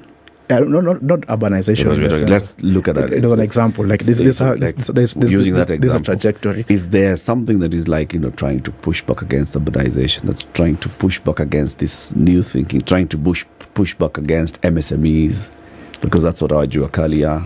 Is there? So I think if you locate it and locate it in this kind of MSMEs, you will miss the point, because even we had MSMEs previously. We had talks of urbanization differently, right? But it's again, because we shouldn't use the tools of engagement to miss out on the broader philosophical, political stuff that's happening. Because I might use I have a phone here. I might use this phone to call somebody. I might use someone to beat somebody. We shouldn't. If you pay attention too much on the use of the phone, you'll use the function of what I want to do with it. So, and that's what I'm saying. Two orders. To be very practical. Look at opposition. Azimio, by and large, represent the older order. They come from that school of thought. The tension we're seeing right now is because they don't want to let go of their way of doing politics, of the way of doing politics, of what they represented. They don't want to let go. How they moved is increasingly was contested, and people are saying, people are saying, no, we actually don't want to move like that anymore. We want to move in a particular way.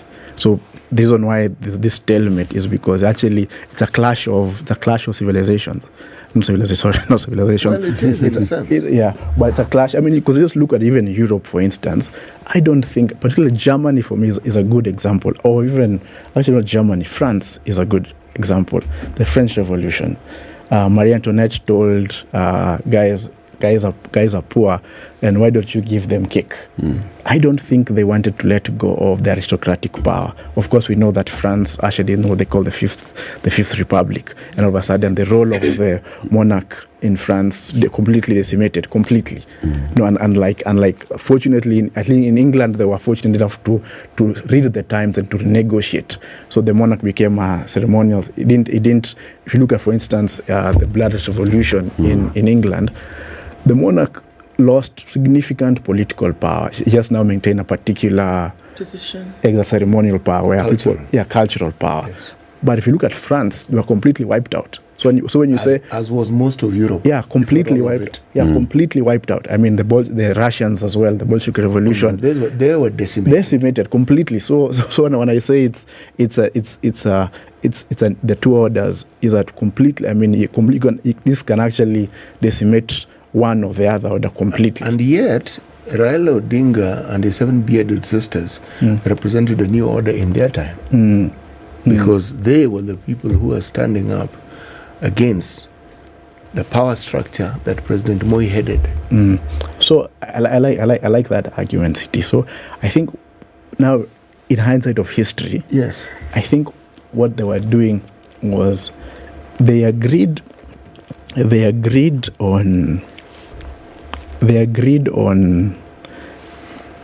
there a similar agreement about for instance, we wanted to remain a feudal order. What the disagreement was perhaps on we want a good king and not a bad king. That's a difference. So they wanted a king. But they wanted a king. So they wanted a king, but they wanted a good king. You know where I'm going so with this one, and for me, and that's what I'm saying, it's so fundamental to the extent, think of it like the American Revolution. This guy said, no, we don't want a king at all. We want a president. Like it's that fundamental that we're not arguing on. It's not, for me, when I look at that, I think it was an ethical or moral debate.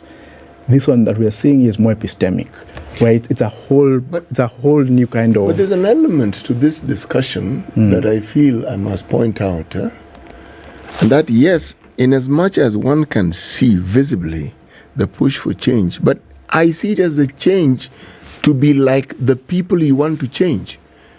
It's like they were landed gentry. You want to be landed gentry in a different way. The reality of our politics is that every time you hear and see big projects, it's not just the big projects. It's what you can make from it. Precisely. Okay? So make from it why? Because the thing that characterized landed gentry and that feudal class, they were rich. That is true. I mean, and the new order, Raila and his ilk of that particular era, one of the things that we saw was absorption of these people into the system. This lot that we're saying are the new kings in the new kids in the block. The difference, yes, as you say, exists, but so that they can replicate what they have seen. Because if I'm looking at the driving force, the driving force is to accumulate into and to consume conspicuously. On that we agree. Even in Europe, between the bourgeoisie and the kings, they said that. In fact, those who it was the same thing. Just for them, it was actually two things: is that they needed a new system of managing empire, where they didn't agree with this thing for father kingship, and they just needed new ways of accumulation. Yes, So and then they agreed that their dispute was, for me, and I think that's why this hustler conversion is interesting. Hustlers don't want to change the game; they want to change the rules. Yes, and this is why I'm saying it's a new order. They want change the confounder, they don't change the rules.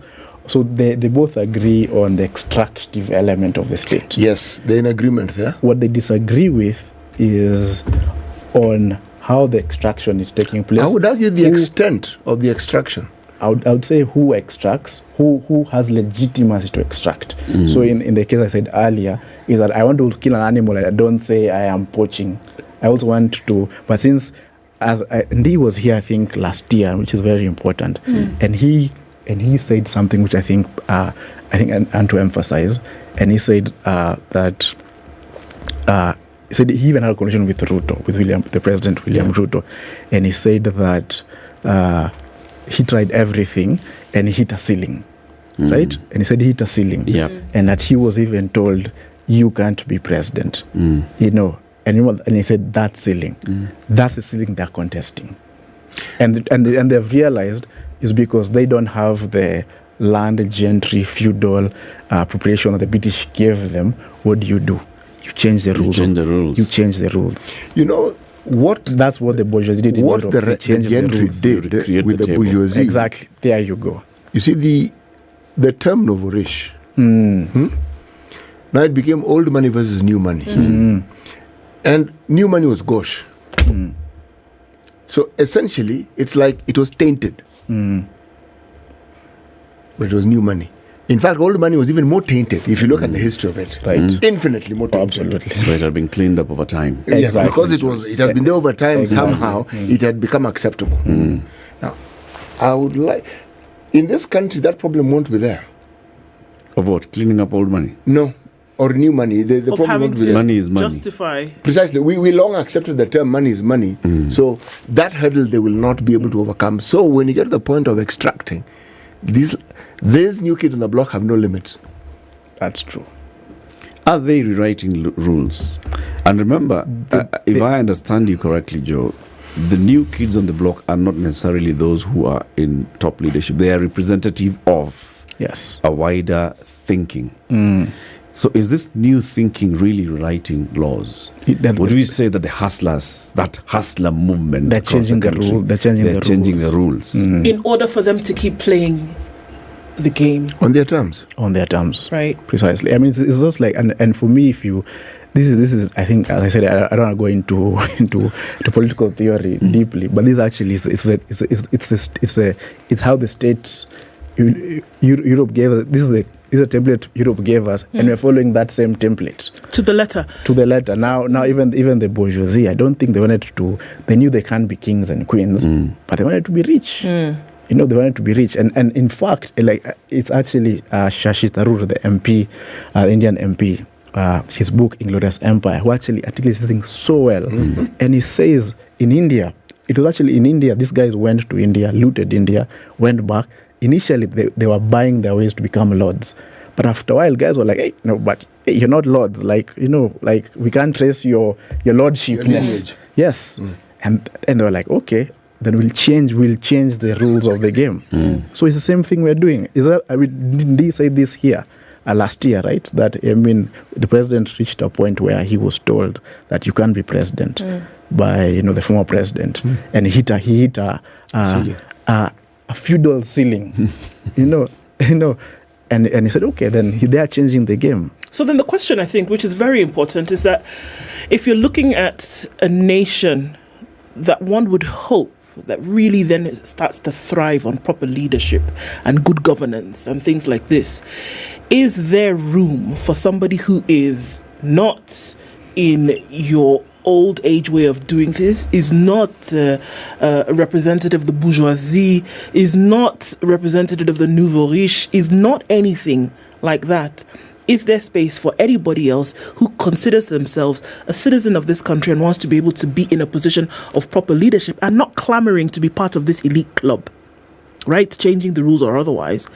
Is there room for that to happen? Because we're essentially saying that there's a particular club of leadership, and if you want to join it, you're either old membership or you find a way to tinker with the rules. That's what we're saying.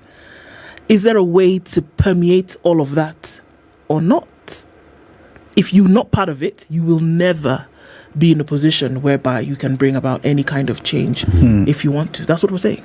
Is that not what we're saying? That's what we're saying. Isn't that pretty scary? That's pretty scary. That's. I mean, we are here. I mean, at least in my view, as a country, because we didn't answer during independence. When we were negotiating for independence at the Lancaster conferences, there were 7 questions that we didn't answer. So now we're really going down the rabbit hole of not answering these questions. And there were 7 issues that were being debated by people then, our national leaders, intelligentsia, but because of again the factors therein, we just said, listen, let's just first get independence, and then because the British told us, you guys don't agree quickly, we're not having this negotiation until a further date. So they said, let's first get independence, and then we'll discuss things later. We didn't answer those questions, and now we're really a victim of our inertia. And the seven issues that were not answered was a question of territory.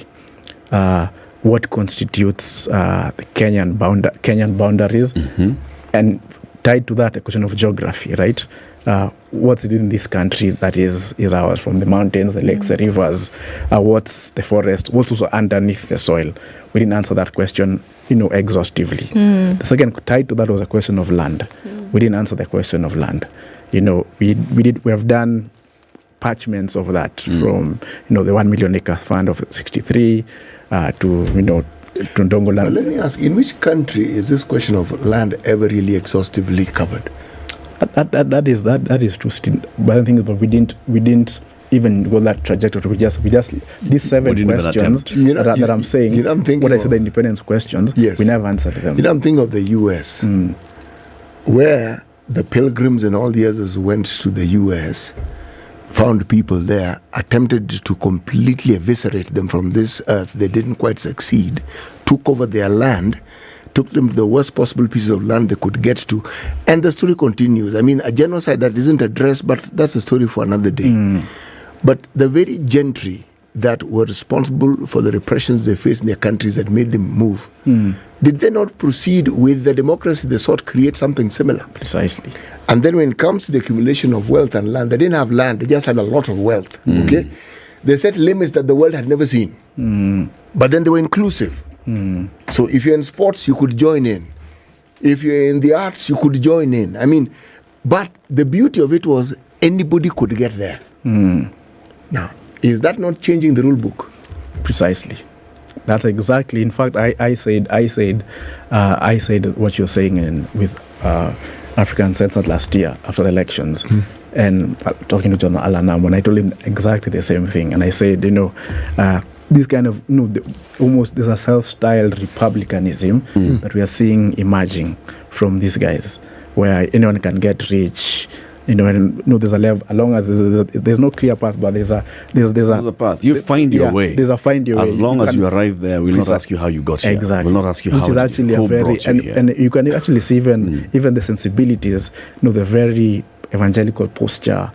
This really is very. It echoes a lot of American republicanism.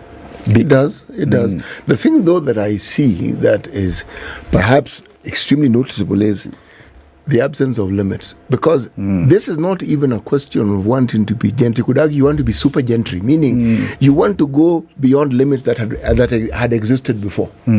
Joe, what you're seeing here is the old order, the old money, fighting back by disparaging these new ones and saying these ones have no limit. They have no manners. They just want to come and eat everything off the plate. No, you have to use the cutlery that's on the table. No, CT, we are going to eat with our hands. Actually, Eric, I am not disagreeing with you. I'm actually agreeing with you completely. Yes. That was on a light note. Thank you very much, Joe, for joining us today. Asante sana. Joe Kobuthi is the curator of The Elephant and also policy lead at Uongozi Lab. Keep it here for more conversations. Good morning. It's 8 a.m.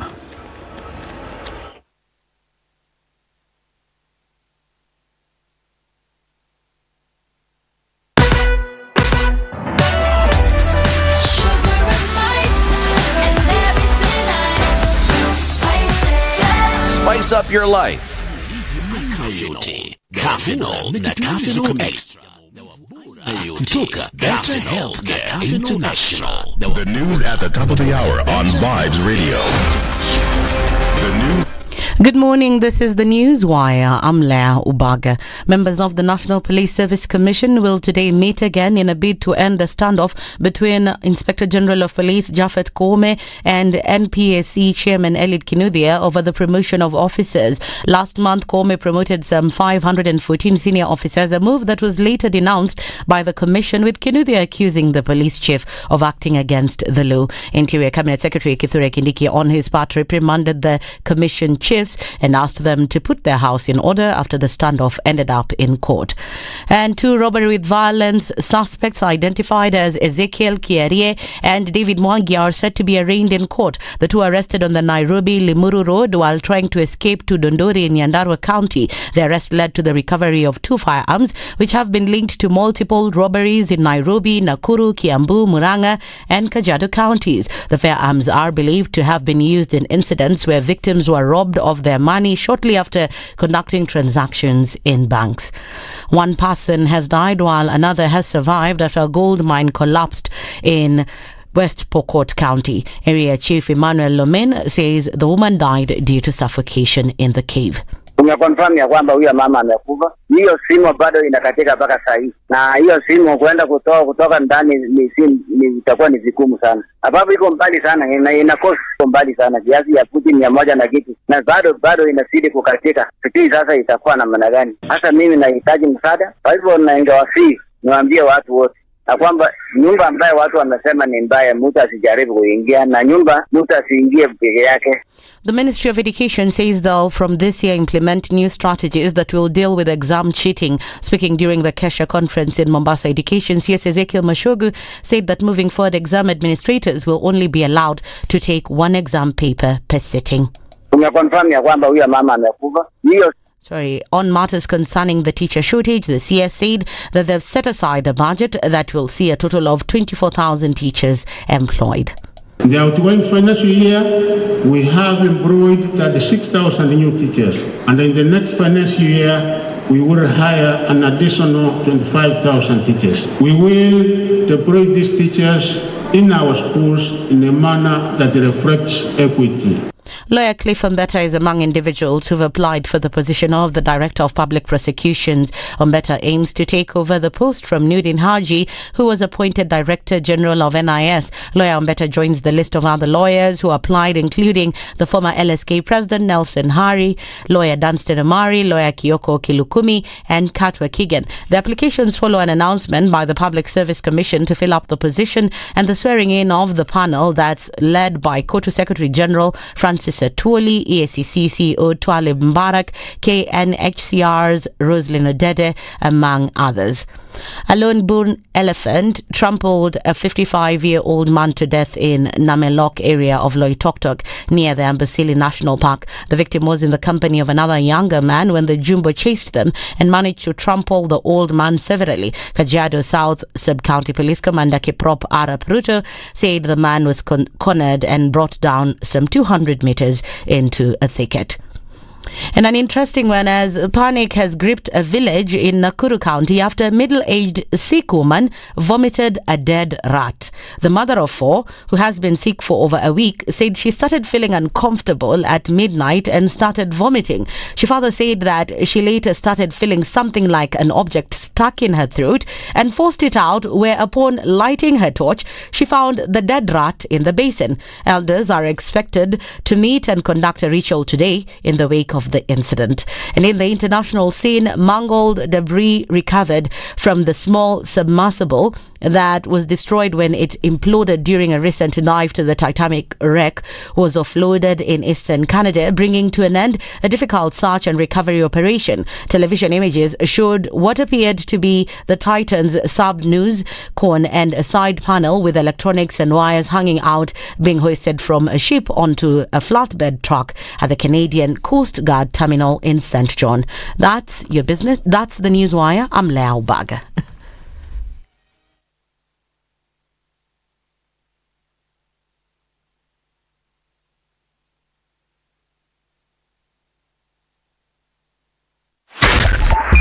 .5 Spice FM, Kisumu. In and outbound traffic on Lunga Lunga this morning is spilling over towards the Likoni interchange and then touching a little bit on the southern bypass. Not too painful right now, so let's keep an eye on that. It's heavy on Jogo Road going out towards Landis, and we're seeing that busy as you get to the roundabout at Kamkunji. Haile Selassie is busy. It's also coming in from Gong Road and Uhuru Highway through and through from the Nyayo National Stadium out towards Haile Selassie at the junction, and then through to the CBD out towards Westlands. It continues. In from the Thika Superhighway, Kiambu Road, we're looking at Parklands, the avenues of 1, 2, 3, 4, 5, touching on Westlands. Everybody is woken up this morning and decided to be out and about. Okay, we'll keep an eye on things and see how they pan out, but let us know what's going on where you are. The sun might make an appearance at some point this morning. We'll wait and see. Let's talk on Spice FMKE on Twitter and try to keep things moving this morning.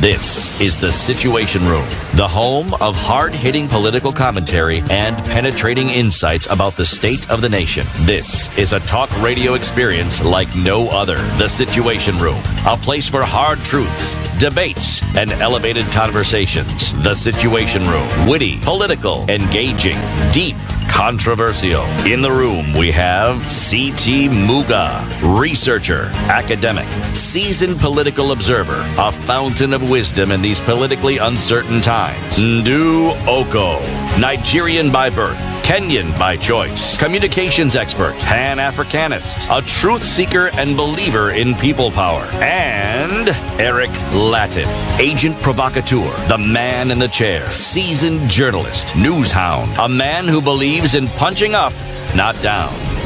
This is the Situation Room. At 7 the minutes only after way to 8, start. This is Kenya's biggest conversation, the second last day of this financial year, and the second last day by which you should file your tax return. In the next hour, not in this hour, at 9 a.m. we'll have a guest from KRA who will be here to take you through. If you're having challenges filing your tax returns, there'll be a KRA person at 9 a.m. to take you through this. Meanwhile, please go to colgate.ke, and that's it, colgate.ke. Find a lot of information about what Colgate Palmolive are doing, and one particular project is this one, where they are asking you to help them build some 30 water wells in various parts of the country to benefit more than 150,000 people who currently don't have access to potable water. This is safe drinking water, and particularly children of school-going age who are not able to go to school just because no water. They have nothing to smile about. And Colgate is saying, let's put a smile on these young people's faces just by doing that. So go to any Naivas supermarket anywhere in the country, buy a tube of Colgate, and for every Colgate that you purchase, part of that money goes towards this project, which is digging 30 water wells that will benefit thousands of people. It's a good thing, isn't it? Our next guest is in the studio. Waithaka Gatumia is the Chief Executive Officer of Centonomy Limited. Waithaka, good morning. Good morning. How you doing?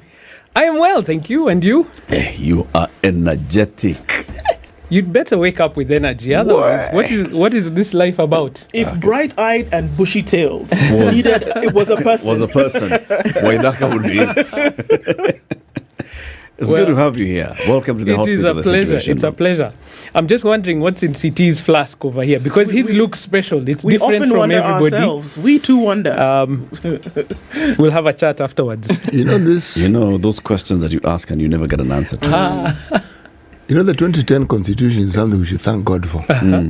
Gives the freedom to ask me such questions. Yeah. You know, with all this with disclaimer, because CT has a bag that doesn't have an end to the bottom. Okay. Anything, today we're looking for, try to cut some cake, and voila, the man has a knife with a corkscrew. So asking what is in that flask. He has a maybe he was a scout. Maybe you are a scout. Always prepared. I was a scout. There you go. Yes. I was a Boy Scout. In fact, what do you need this morning? What do I need? Yes. Anything you need. Are you asking what I need from in life in general? This morning, do you want something material to bite? Do you need no, I'm great. Because CT has it. He's ready. Oh, from the bag. No. I think there used to be a cartoon on telly, but this is just showing my age. I think it was called Sport Billy or something, and there used to be a bag that the guy used to carry, and it could remove anything. Even a car would come out of that thing. So maybe we have it here. It's no longer on TV. No. It's here in real life. That cartoon became of age. It's called Charles Timothy Muga. City, why don't you give Waithaka today's proverb? He wants nothing else but the proverb. Sharif Nasir, when he was minister or something or the other, was right. There's too much freedom in Kenya.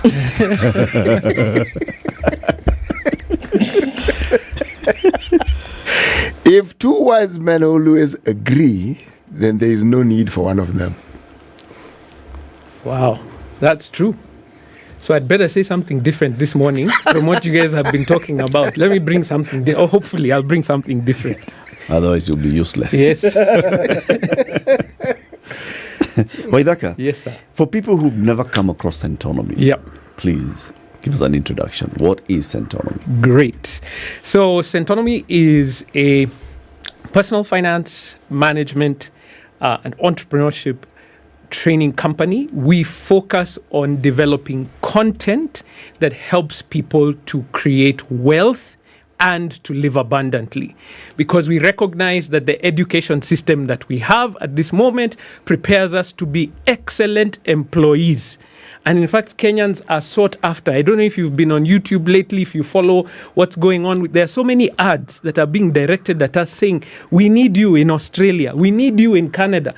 They want employees, but we are not being trained to manage the cash that we are receiving so that we as individuals create wealth, whether that's through employment or through entrepreneurship. There's a space in which we need to learn about money. And that's what Centonomy does. So we do it through classes, which people come in and they sign up. We work through with corporate entities. We are called in by especially HR departments to say, hey, come and train our people on how to manage the money they have.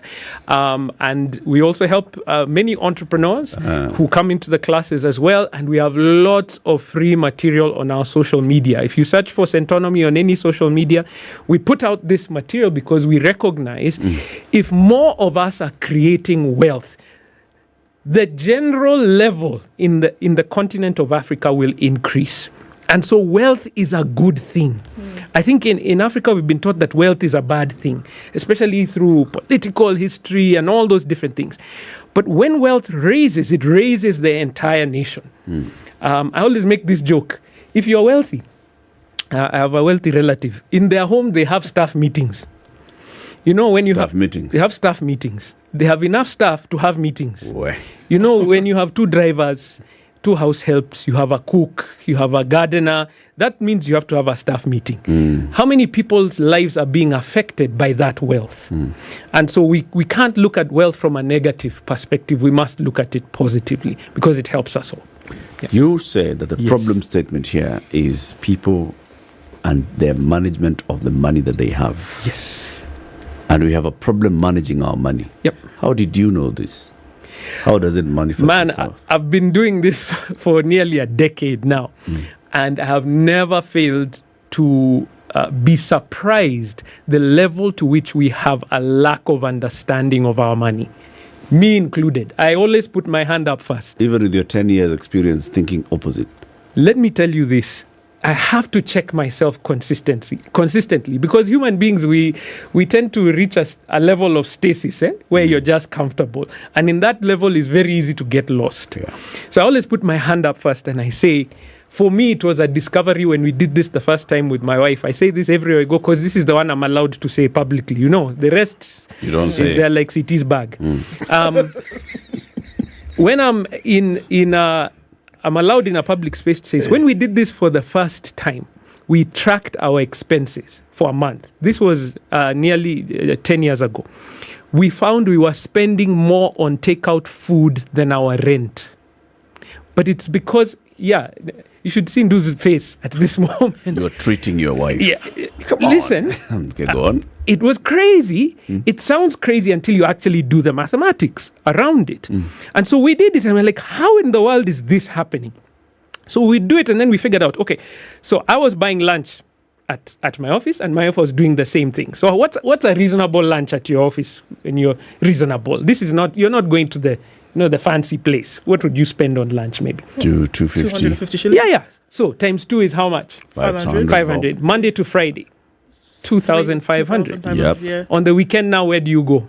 To now those. Now you go to the places that you go. So on Saturday you spend what? 3,000 together, and then Sunday after church again, another 3,000. So you're doing 6 plus 2, 5. That's 8,500 in a week times 4. That's 34,000 shillings in a month. At that time, we were paying rent of 28,000 shillings because we're just married and we're just starting out in life. Good grief. Had no idea because it was small amounts, 250 here. You buy a pizza there, you do all these things. No clue. Now, if I was to tell you the rest, I think would be very embarrassed in this same space, but it's the same in every place. I challenge you. In fact, you guys should do the challenge here in this group. Go through your messages on your phone for any of your mobile transfer, whichever one that you use, Airtel, Money, M-Pesa, whichever one it is. Just go through the charges for the transfers. Don't even look at where you sent the money. Don't look at the amount. Don't look at the amount that you sent, the amount you received. It is not possible not to look at the amount. No, just leave it for now. Just look at the transfers. Just look at the transaction cost. Now, M-Pesa has transformed our lives and is a wonderful tool. It saves us a lot of money. But even good things can be misused. And for many people, they get shocked. They could buy a plot every year with the money they use on transfers. No, I'm serious. Where are these plots? No, where is this money going that you didn't know? That's the key. Right. So when we get the awareness of where our money is going, then we make choices as to where we want it to go. So you're saying, essentially, you're saying, yes. Because when you talk about wealth and you talk about, lifting, particular status, yes, the thought often for most people is, so what can I do to get more? Yeah. So what you're saying essentially is that you may have it, but you're not really recognizing where it is because of the decisions that you're making? For sure, 100%. In fact, we do a class called Time Value of Money, where you're able to. This is what now, if you get into the finance world, this is what they use for projections to see if you invest this amount over a period of time and get an average return of this amount, what will it look like in future? So if you put 5,000 shillings into your SACCO every month for 10 years, and the SACCO is earning an average of 12% per year, what will that look like? And people get shocked that the money that they're spending, that 250 bob, when I multiplied over this 10-year period of time, is the difference between being a renter and being a landlord. Okay. That is it. Now, wealth. When people are taught to create wealth from whatever it is they earn, yes, walk us through this. Is it for posterity? Is it so that should you choose to have children, they could also inherit it? Mm-hmm. Is it so that should you have children, you may pass on this same knowledge to them? Yeah. Just walk us through. Okay. So at Centonomy, we define wealth this way. So if you had it from the beginning, we said our mission is to shift mindsets so that purposeful people can create wealth and live abundantly. So having wealth and the abundant life are not the same thing. I am sure you guys rub shoulders with the elite of this world, and people who have enough money for generations to generations, but they are not happy. They think they have money for generation to generation, yes. If you added it up and they managed, they could have it, but the key is they are not happy. They are not purposeful. They are depressed. They are not living. And so our philosophy is not that. It's the idea of both, that you would have wealth and live abundantly. That wealth should allow you to live abundantly. So now you asked me, what is wealth? So that now we begin to see, is it for posterity? Is it for me? So I've given some context to it. We define wealth as the ability to live the lifestyle that you want without having to work. What does that mean? You can have sufficient assets that your assets pay you to live whether you work or not. Now, here's the irony of it. The people who achieve that most of the time are extremely purposeful people and work whether they are paid or not. Because they're not working to survive, they're working to make a difference in people's lives. So, I said the lifestyle that who wants? You want. So, if you want your children, excellent. If you want to be like, what's his name? Steve Harvey, who said, hey, excuse me, children. I'm paying for your education. I'm getting you your start in life. After that, my responsibility has ended. You take care of yourself. I'm going to set you up. And then after, everything else is for me and my wife. That's his attitude. I, on the other hand, I'm a Christian. I'm a believer. And I believe that it is a good thing to leave an inheritance for your children. So that's an important part for me. So my question to you, Siti, is, what do you want? You're assuming I know what I want, isn't it? I am not assuming that. In fact, that is one of the first questions we ask at any time that we're running a personal finance class. Why? Because what are you investing for? What are you spending your heart? You guys wake up at ungodly hours. I mean, I was on the road trying to come here and I was wondering what time you guys started. They are godly, boy. You're a believer.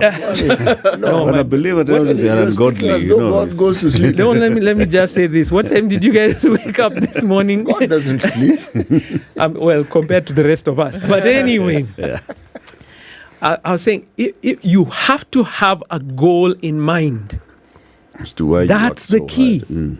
So when we ask that question, what do you want? We are not being general. We are being specific.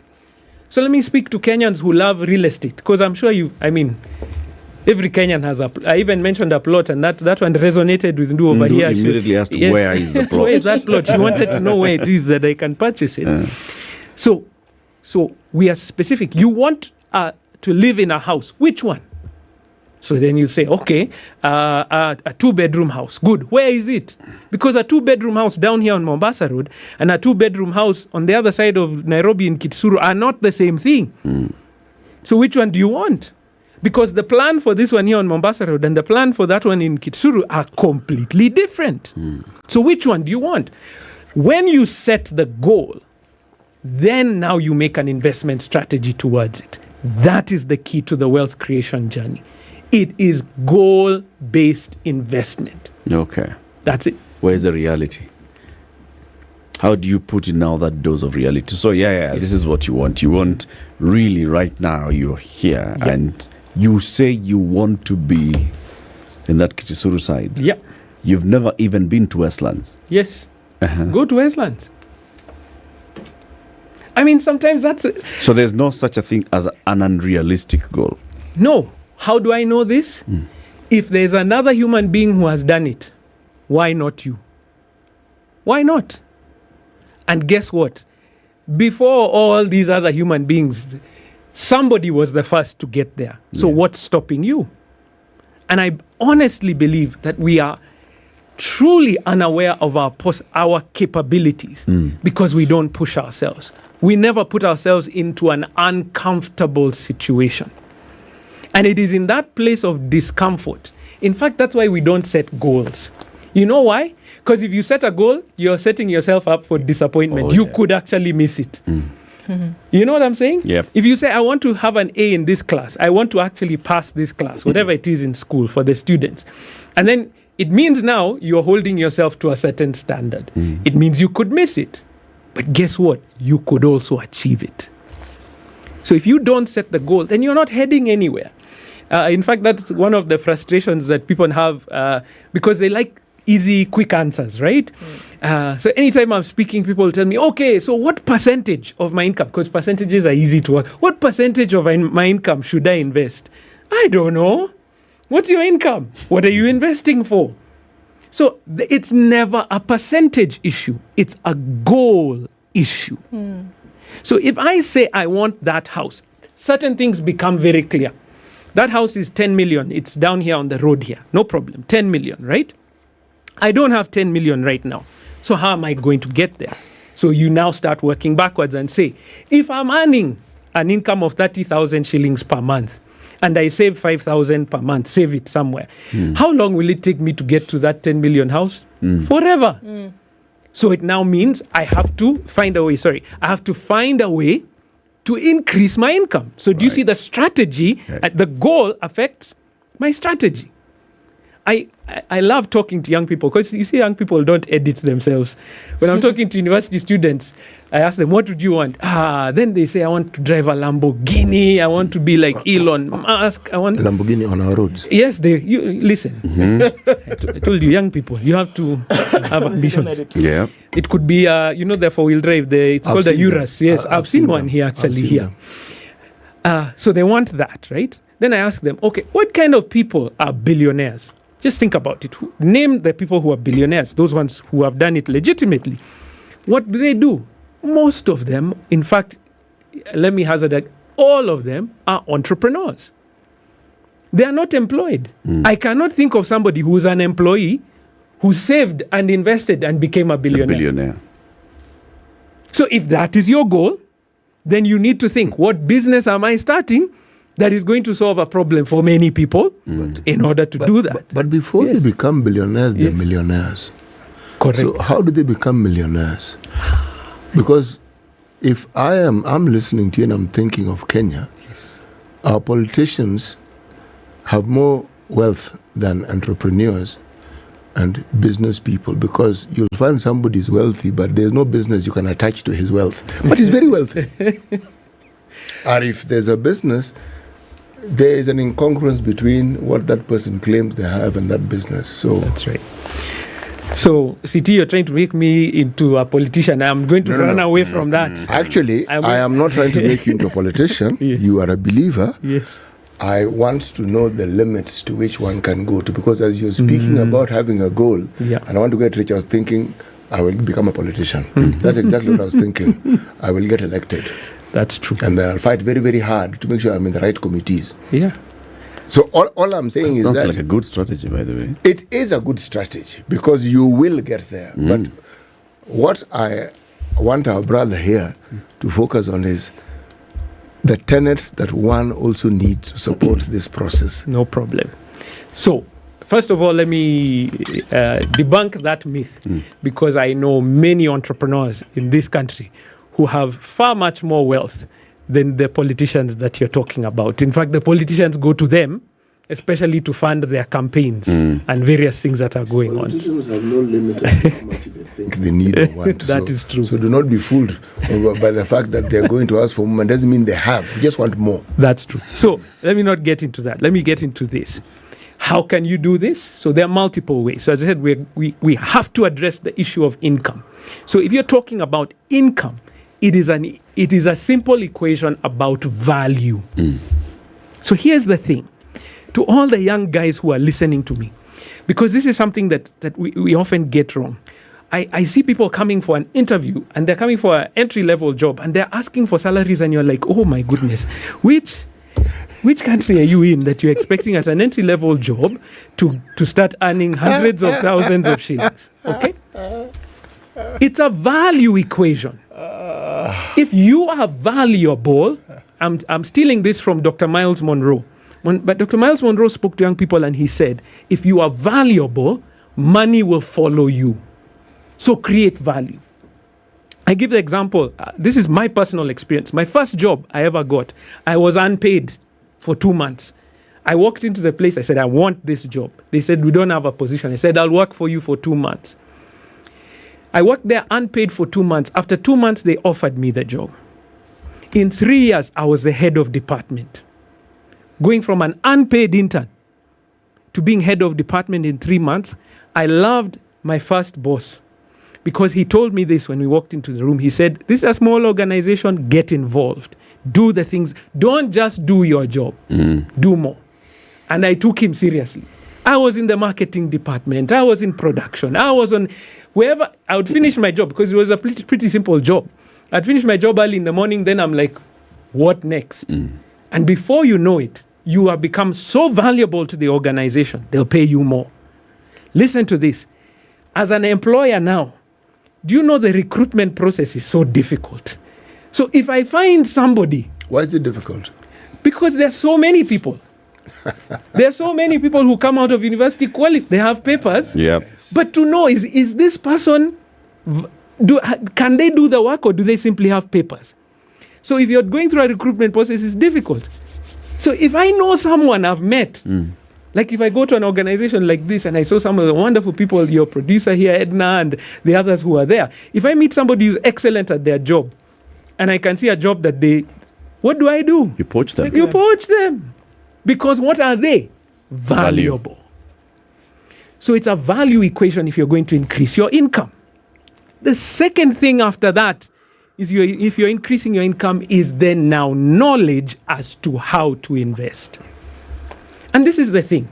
It is not complicated. It is not complex. But it is a lot of information. So here's the problem. There are thousands of different investments. Because that's the thing people say, which is the best investment? Which one?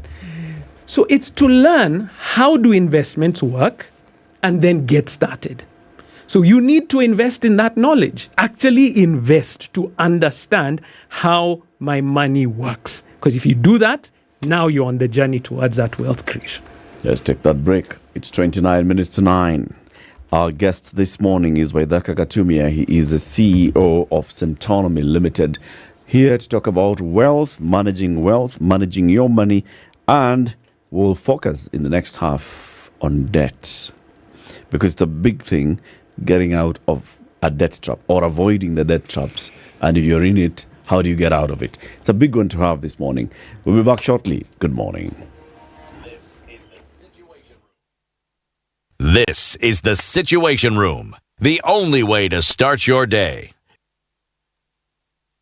It's that time again when we get to gather around and marvel at the great engineering, raw power, finesse, and sharing our round motor love for motoring at the annual Digger Motor Show 2023.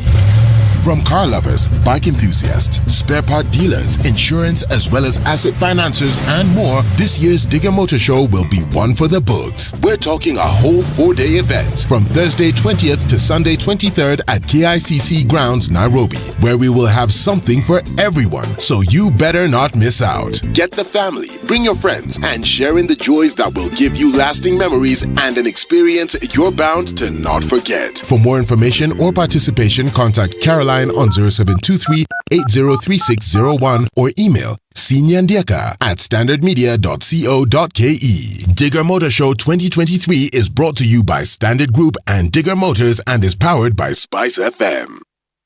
You have been saving and are now seeking a safe and secure investment for a profitable return. For an investment that is cushioned from inflation, call 0740-400-215. You can now start collecting rental income from your unit at 1255 Palm Ridge in Kilifi by Vipingo Development. You have been saving and are now seeking a safe and secure investment for a profitable return. For an investment that is cushioned from inflation, call 0719-034-550. With a deposit of as little as 250,000, you can now start collecting rental income from your unit at Elmer Estate in Kasarani by Centum Real Estate.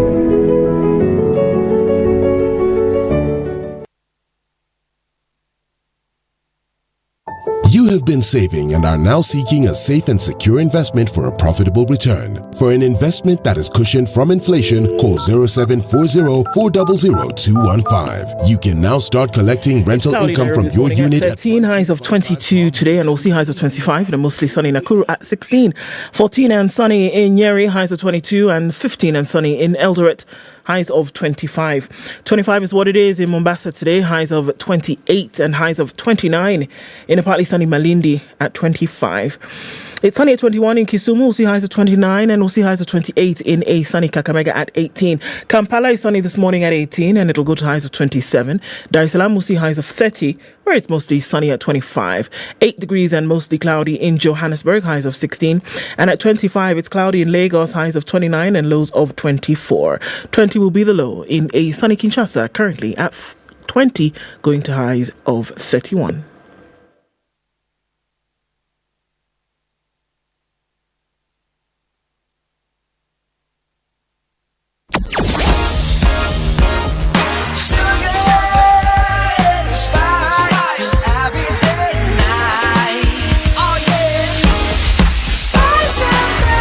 Spice up your life. All right, still in traffic hour this morning. We're looking at heavy traffic along some parts of Uhuru Highway. Going towards the CBD on Jogo Road, it's not too bad. You have bits and pieces of traffic here and there. It seems to be clearing up on Landys Road. We're looking at some of it still coming in from North Airport Road going towards the Eastern Bypass. Langata Road, pretty busy getting towards Aerodrome, and some of it goes towards Rilo Dinga Way. Heavy then as you get to the City Mortuary roundabout. And we'll start looking at some on the Thika Superhighway. Coming off James Gishoro, going towards Wayaki Way, and Limuru Road, not too busy this morning, so it's moving, not bumper to bumper, but heavy in some parts. Let's talk at about 9 o'clock and see what it looks like then. Spice FM KE on Twitter. We keep things moving this Thursday.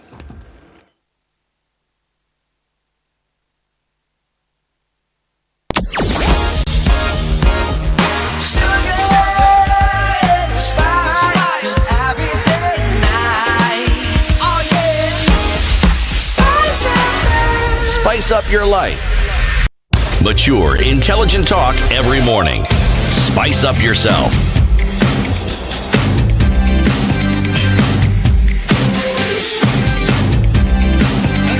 Mornings done right. 94.4 Spice FM, Nairobi. News with Weather Kakatumia, CEO Centonomy. You're talking about managing your finances and building your wealth so that you have the ability to live the lifestyle that you want without needing to get up to go to work. Now, Waithaka, before we move into the debt conversation, out of every 10 people that you train, that you take through this thinking, which one comes back to say, teacher, thank you for healing me? It's amazing because I like the way you're saying healing. The healing happens live as we're going through the session, because a lot of it. Here's the thing. Let me explain this. Many times it's not even the financial side.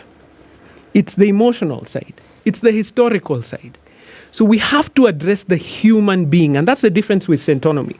Because listen, financial information is available. Please go on Google, find it. But using that information is very difficult because you have to come from the perspective of why do I do the things that I'm doing? So in the Centonomy class, we address you as a human being and say, where are you coming from? Some people have a history. They say, when we were growing up, in fact, that's one of the things you have to address. When I was growing up, my parents used to say, there's no money. Money doesn't grow on trees. And you could see money, but they're saying there's no money. What does that mean? And it's, we were watching it and listening to these stories. And when somebody addresses that history, then they're able to address the future that they're coming for. So when you're saying who comes back, I encourage people, please go to the Centonomy YouTube channel. You will see all the testimonials of people who've come back. I also encourage you to read the book by our founder, Washeke Ndwati. It's a book called Making Sense. And she highlights 3 people in that story from different backgrounds. A young gentleman who's a farmer down at the coast, a lady who's an executive, and a young gentleman as well here in Nairobi who was in the NGO world, and how he built wealth. He made over 10 million shillings on his own, not even from his job, from using the networks that he has. It's an excellent book to go. So if you're asking about people who come back, there are many, and you'll find them, the testimonials on our YouTube channel. So, debt. Yes. Debt is a big issue. People find themselves in a position where they are heavily in debt. You ask them how they got there, they basically can't really track back how they got there. And now they are stuck in a situation where they need to get out. I'm sure you've encountered such. Many. What is the big issue here? So maybe I start from the beginning. Can I give 3 quick principles that will help us around our personal finance that if everyone can begin to implement, you begin to see the results of it over time? So the quick 3 principles, everywhere I go, I must tell people this. Number 1, as a principle, pay yourself first. Okay? And in that debt question, it's an important one. Why? Because if you look at your debt repayment, the banks pay themselves first. Okay? Yep. If you look at, if you take a mortgage, of your first payment, majority of that payment is interest before it goes to the principal. So it's a principle of life. Pay yourself first. How do you do that? You pay yourself first by saving and investing first. Why do we say this? Because if you pay everybody else first, there's usually nothing left. You pay the government, you pay the church, you pay your landlord, you pay the bank, you pay the school bursar, you pay the supermarket, you pay your house helps, you pay everybody, whatever, and then we think we're going to save what's left. No. Flip that. When you receive your cash, standing order, straight to your investment, to your saving. And you paying yourself first is doing both, saving and investing. And they're not the same thing. Saving is putting aside cash for emergencies or for future investments. Investment is putting your money where it will grow faster than inflation. Key, because you've seen what inflation is doing to us now. Yep. Number 2, track your spending. I've already said it, but if you can't do it for 1 month. It will shock you where your money is going. For many Kenyans, one of the shock is how much money they support relatives and friends with. Because that's usually unplanned for cash. Oh, funeral. Oh, wedding. Oh, child without school. Oh, the cow. Track your for 1 month. It will shock you, first of all, how much you have and what the potential for that cash is. And then number 3, focus on assets. Listen to me. Assets put money in your pocket. And we forget and we make a mistake because you see they're marketed as assets. You've heard of asset financing for your car. Yeah. Let me explain to you. Your car is not a bad thing. I have a few of them by the grace of God. But my cars are losing me money. Let's be very clear. The car is sitting outside over here in the parking lot. It's losing me money. Now, it makes me very happy. I feel very good when I'm driving. When I'm in traffic, I feel excellent. It made my commute here very easy and convenient, but it's losing me money. An asset puts money in my pocket. Here's the difference. So I can use that same car if I needed to. That car, if it was on the road right now with a driver in it, and that driver is giving me 1,000 bob per day, that car suddenly becomes an asset. Do you get what I'm saying? Now, the problem is, that car, the way it is at St. Onomy, our founder coined this phrase, is called a flosset. It makes me look wealthy, but it actually takes money out of my pocket. Here's another one.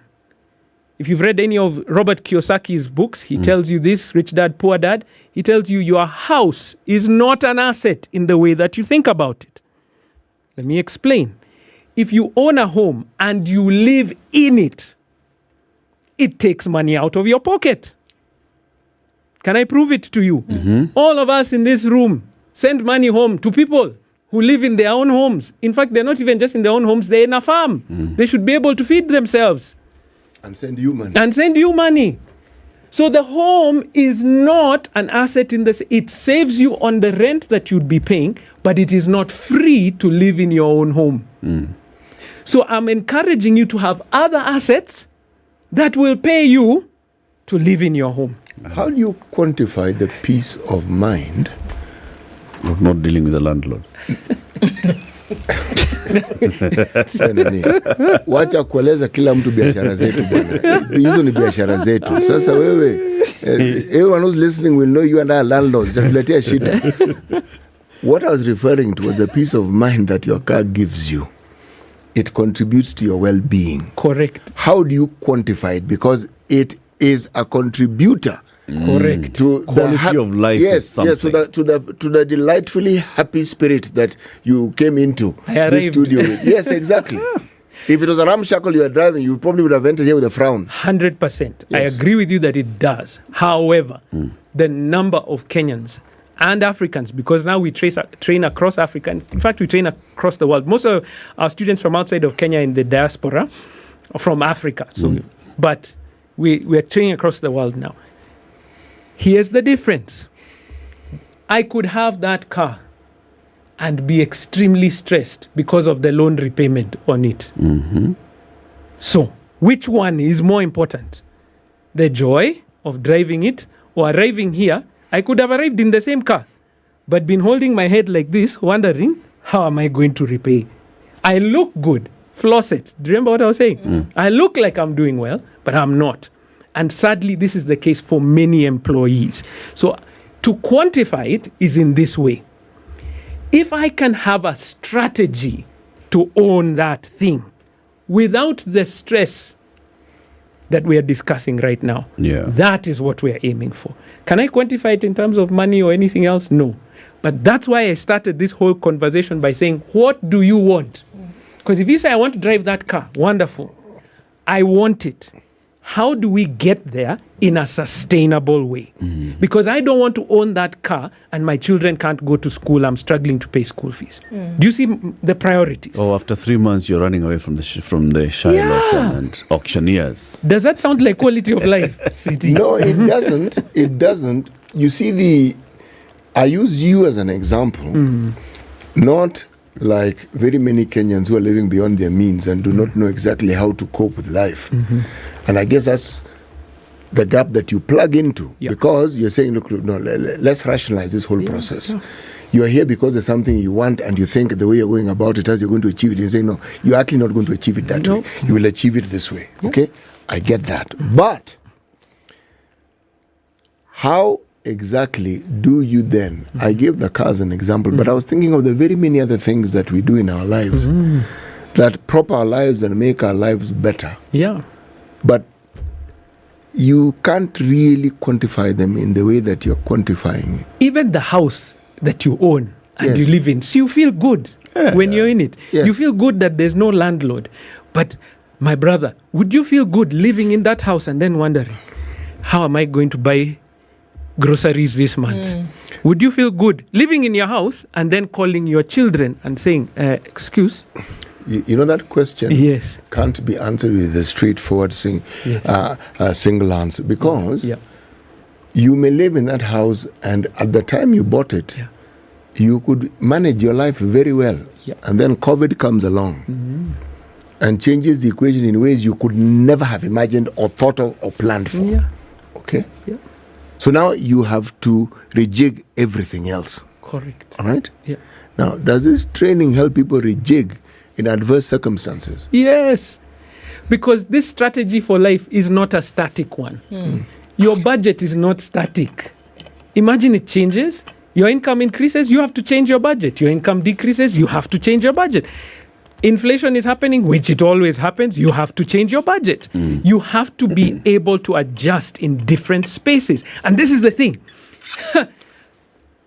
We as a company, Centonomy, you said COVID happened? It happened to us. Before COVID, we were 100% physical training company. We had a huge training facility that could fit over 120 people at a go. COVID happened. I still remember 13th March 2020, the president at that time, President Uhuru, came on the airwaves and said, all in-person learning has now ceased. Our business was about to shut down. The very next day, that Sunday is when we were talking with Washeke, our founder.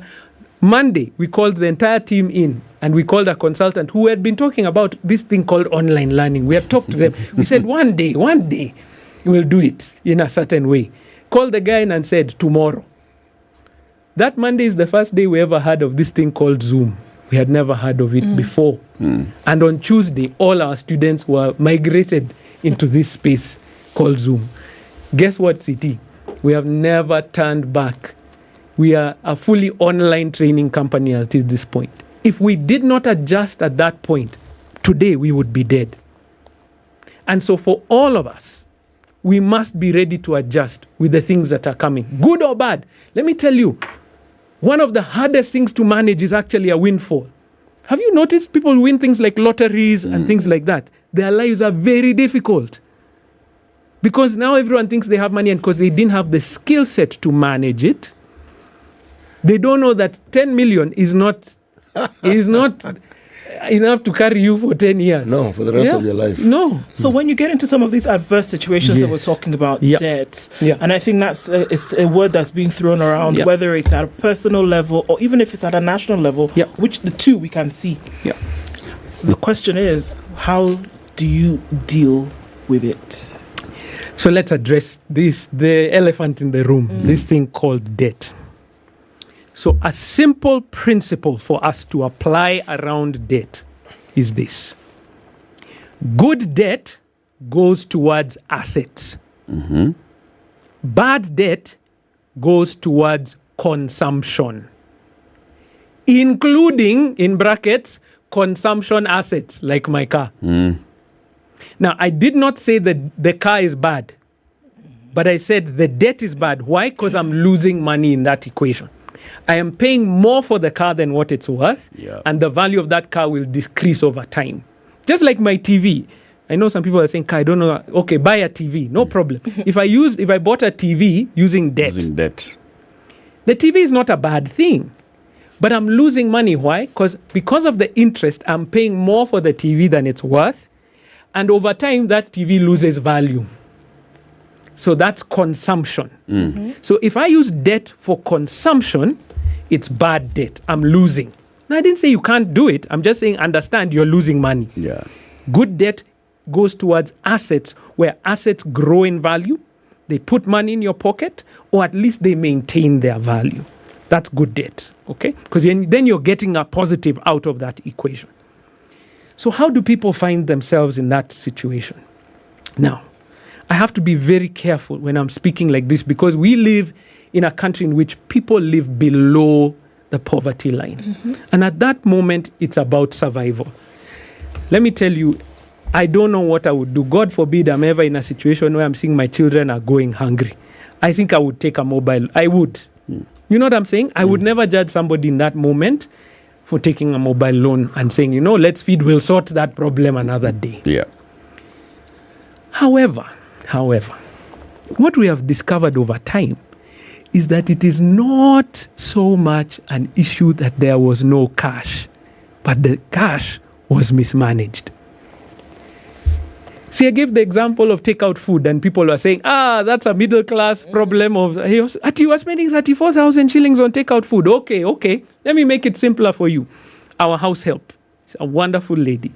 We do our best to pay her above minimum wage, and I hope people know what minimum wage is for house help in Nairobi. The last time I checked, it was 13,571 in Nairobi County. Minimum kabisa. Minimum. And please don't come and tell me, she's living in my house or they're living in my house, so I'll deduct. Those are called benefits. So you should be paying that or above. Okay. The last time I checked, but we are far from that.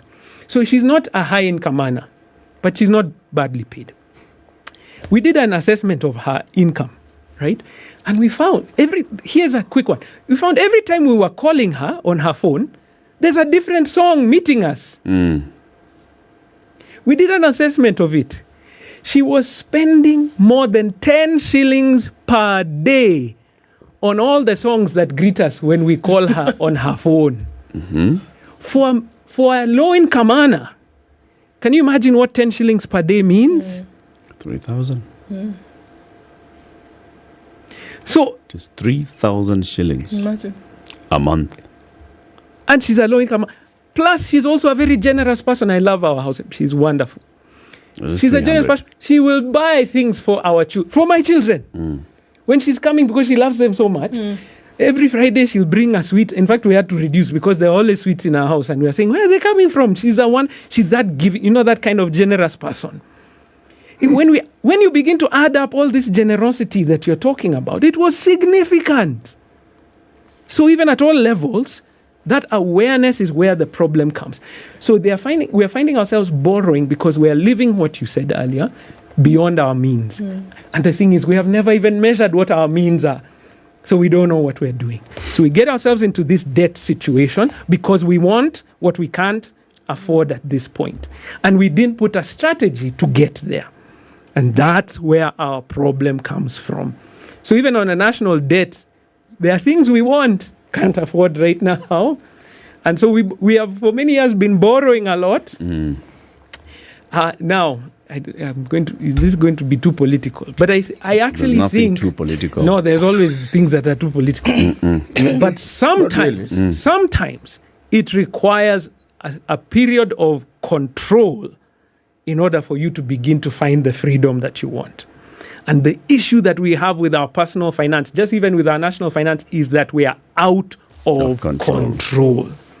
And the thing about coming into, when we talk about our classes, about personal finance, we will never tell you don't buy a car or don't buy a house or don't upgrade your phone. See, these are things that we like to do. Yeah. We'll never tell you that. We will say then, what is the strategy to do it? Because now you're taking control of what you have. If you're out of control, you can't manage it. And that's the key to it. So when it comes to debt, because you asked this, if you can figure out what is good debt, bad debt, the way to get out of debt is simple. It is this, first of all, know your debt. Because many people hide from it. If you've ever seen somebody in debt, they get many calls, they don't answer. This is because you don't know who it is who's calling. Answer. It was a wonderful testimonial from one of our students. He came into that debt class and he came back and he was just like, I even had debt from my wife. I borrowed from her because her chama money had done, and I borrowed because so he said, I wrote everything down. The SACCO, the chama, my wife, the car loan, whatever. You list them down and say, okay, good, this is my situation. Then you go to your income and say, out of my income, if I manage it, what could I do? And you can imagine for somebody like me, when I found I'm spending 34,000 on takeout food, what could 34,000 do in loan repayments? You see, now you begin to do those calculations. Then you say, okay, if I readjust and I put some of this here, it will begin to pay down my debt. Here is a principle. If you Time is the greatest consideration when it comes to debt, not even interest. Time. The longer you have a debt, the more expensive it is. So what you want to do is pay your debt faster than required. Extra payments towards your loan.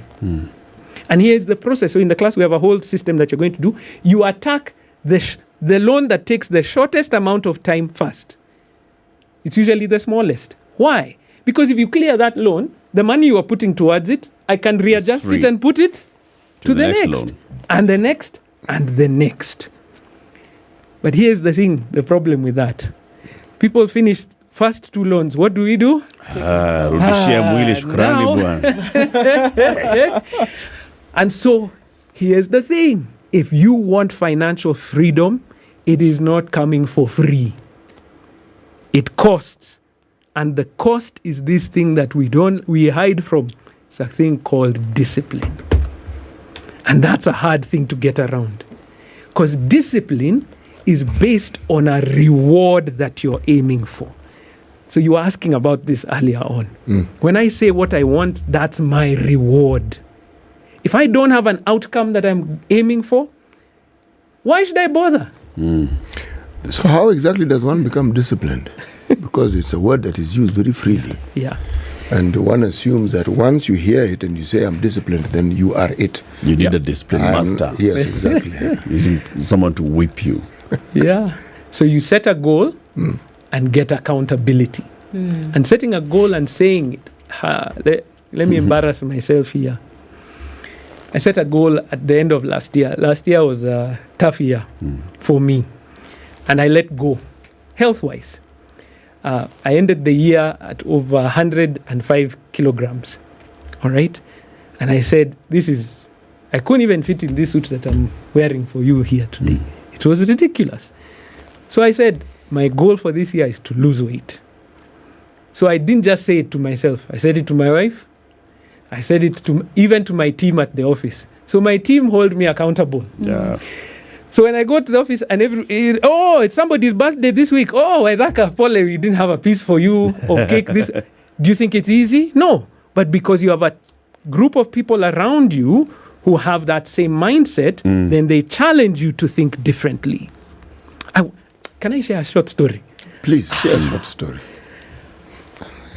In 30 seconds. There's this guy called Rory Reid. He used to be a Top Gear, the show on BBC that he used to be a presenter on it. An amazing gentleman. He told the story of how he got onto Top Gear. And he said he auditioned. They called him back and said, guess what? You didn't get the role. So he went and told his friends. And he told his friends, I didn't get the role. One of his friends very calmly just said, change their mind. Nice. Look at the people who are around you. So he went and reshot an audition piece. Sent it to the person who turned him down and said, please have a look at this. Maybe in future when you have another opportunity, you can. She watched it the next morning and said, I'm going to put this in front of the right people. 8 hours later, he got a call back from Top Gear and was told, you got the job. Because he set a goal and then he had people around him who hold him accountable and challenge him to be better. Well said. Waithaka Gatumia, CEO, Centonomy Limited. We've been talking about managing your finances. Keep it here. In the next hour, we talk about managing your taxes. It's 9 a.m.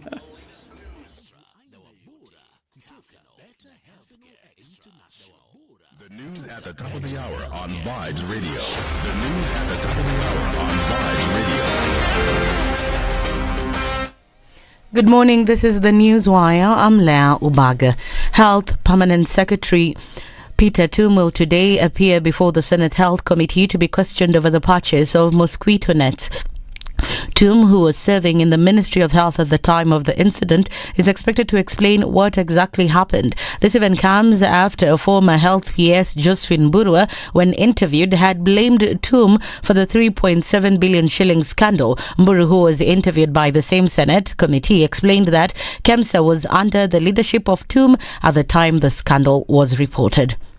Financial expert Waithaka Gatumia says it's important for one to make awareness of where their money is. Speaking on Spice FM Situation Room, he said that this helps one to plan better. He further added that the money one keeps spending on unnecessary things can actually earn them a fortune in the long run. When we get the awareness of where our money is going, then we make choices as to where we want it to go. We do a class called Time Value of Money, where you're able to, this is what now, if you get into the finance world, this is what they use for projections to see if you invest this amount over a period of time and get an average return of this amount, what will it look like in future? So if you put 5,000 shillings into your SACCO every month for 10 years and the SACCO is earning an average of 12% per year, what will that look like? And people get shocked that the money that they're spending, that 250 bob, when I multiplied over this 10-year period of time, is the difference between being a renter and being a landlord. All school heads must submit receipts for monies received from the government as soon as it's distributed to the schools. Education CS Ezekiel Mashogu says those who fail to do so will miss the allocation in the next term.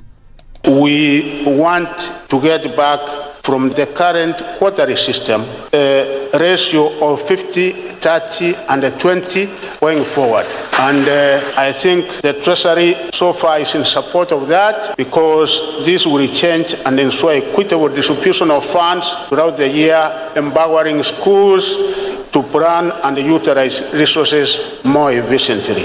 In the same vein, I must also emphasize the importance of promptly acknowledging receipt of capitation, as failure to do so will result in schools missing out on the next disbursement. This event comes as teachers have blamed the Ministry of Education for delaying the disbursement of funds. Here's Kupet Secretary General Akelo Misoi.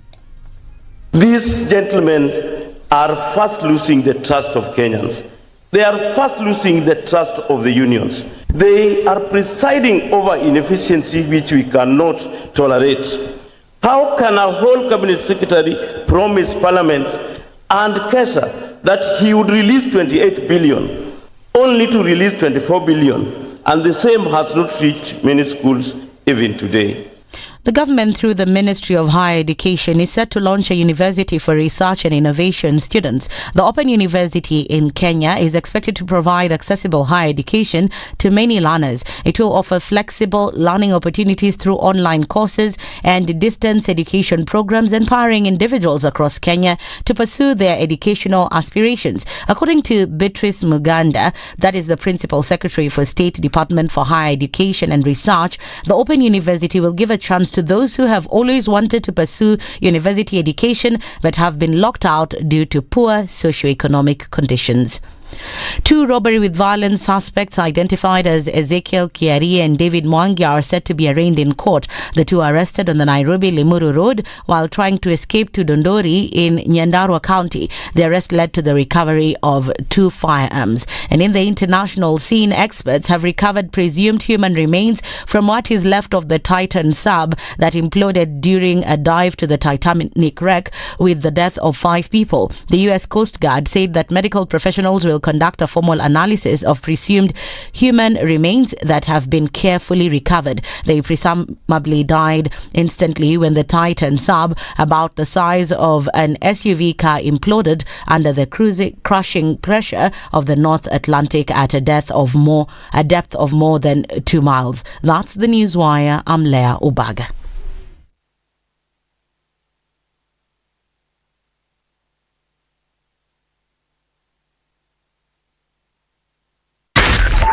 .4 Spice FM, Nairobi. Okay, some traffic in the city at a few minutes after 9 o'clock. Uhuru Highway is where we're looking at most of it, coming off of the Nyeri Stadium roundabout junction, a little bit here and there on Jogo Road, but it's not too painful. Thika Superhighway, still some traffic coming in from that junction at Outer Ring, and it's going to take you through. After that, you'll be all right, but then it's going to clog up a little bit as you're trying to get to Muranga Road from the Pangani underpass. We're also seeing a little bit still left on the northern bypass, but apart from that, I think traffic hours ended slightly earlier today, so this is good. Just in case it does pack up or pile up again, let us know. Spice FM KE on Twitter.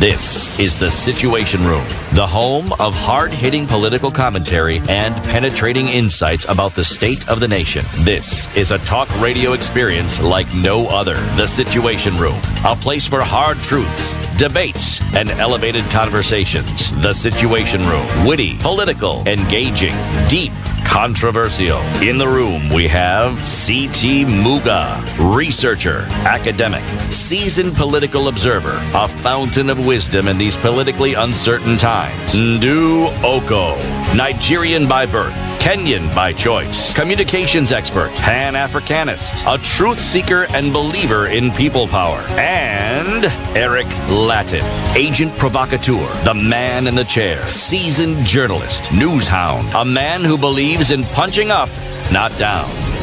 This is the Situation Room, the only way to start your day. Welcome to the final hour of the Situation Room this Thursday. And it's the 29th day of June 2023. Tomorrow is the 30th of June, end of the financial year. And that's the date by which, by midnight tomorrow, file your returns. And then you'll be safe. Because if you don't, come the first, start accruing penalties and interest. Like that. And it's just because you just sat back there and you decided procrastination is your best mate. Why, really? Or if you're encountering any challenges filing your returns, our next guest is here to help you overcome those challenges. In the meantime, Colgate tells you, you know what, let's work together. Bring smiles to the faces of very many children who don't have smiles because they have no access to water. Hiya. People need water to drink. And we all know this. But there are many people in this country who don't have direct access to water to drink. And that's what Colgate has decided to do. They're working in a partnership with Naivas Supermarket. So Naivas is stocking Colgate. When you go to Naivas anywhere in the country, or even if you buy online from Naivas, part of the money that you use to purchase a tube of Colgate will go towards this. They are sinking 30 water wells that will benefit more than 150,000 people across the country. 30 water wells, 150,000 people in Kenya. Those will benefit from water just because you did what you normally do. You did your monthly shopping, you bought Colgate. Just this time, be mindful. Go to Naivas, buy your Colgate there. It'll help the children. Our next guest is from the Kenya Revenue Authority. He is the Assistant Manager for Domestic Taxes Department, David Busaule. Good morning, David. Good morning. Welcome to Kenya's biggest conversation. Welcome to the hot seat of the Situation Room. Asante sana. Very, very good. We are here because we want to talk about tax. We want to talk about that framework for filing tax returns. And we've been talking about this for a while. Yes. Maybe there are people who have got questions and we're asking them, if you've got any challenge, if you've encountered any challenge filing your tax returns, please go onto our social media platforms and pose your question. We will direct you to David. He should be able to respond to you. Citi, that's fine. Let's start with you, not asking the question to David, but giving him the day's proverb. Yes, our proverbs for the whole of this week ending tomorrow are from the country of Chad.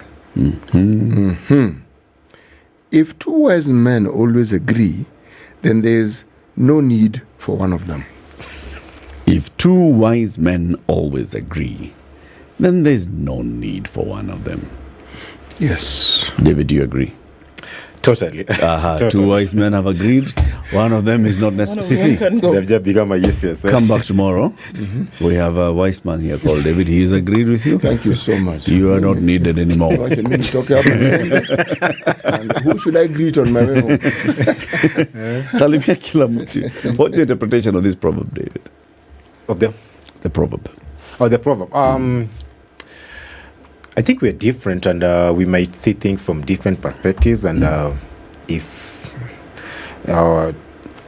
and even our backgrounds, I believe there'll always be some different way of looking at things, and we may agree to disagree, but at least we should have different perspectives, even if they lead to the same objective. Are you Kenyan? Yeah, Malindi. Because you've answered that question like a Kenyan. I agree to disagree. Yeah, I agree to disagree. They're all different. Meaning, cover your bases properly with the response. But you know something about the interpretation of a proverb, you can never be wrong. Because it's your take. This is how it resonates with you. I think the proverb actually, like David is saying, it's encouraging people to accept other people's perspectives, right? Yeah. You've got one perspective, I don't have to take your perspective as well. If we agreed, if all of us agreed, then always. Yeah. Once in a while, good. Always. But always, now there's a problem. There's a problem. We can't see things from the same angle all the time. That's okay. Now, tomorrow is a big day. Yeah. Tomorrow is the day that the system will have everybody trying to get in at the same time around 2 p.m. trying to file the tax returns. Let's look at the previous years. Yeah. When you talk about filing returns and saying, when you're closing the financial year, December 2022, then you're given 6 months at least to file your returns. Yeah. In terms of compliance and what you've seen, I'm starting the questions from the back. In terms of compliance, from what you see, how many people come in the last final week of the month of June to file their returns? And has this been improving over time as you increase your awareness? We can see probably about 20% of the returns we receive in total, they might come towards the last 10 days.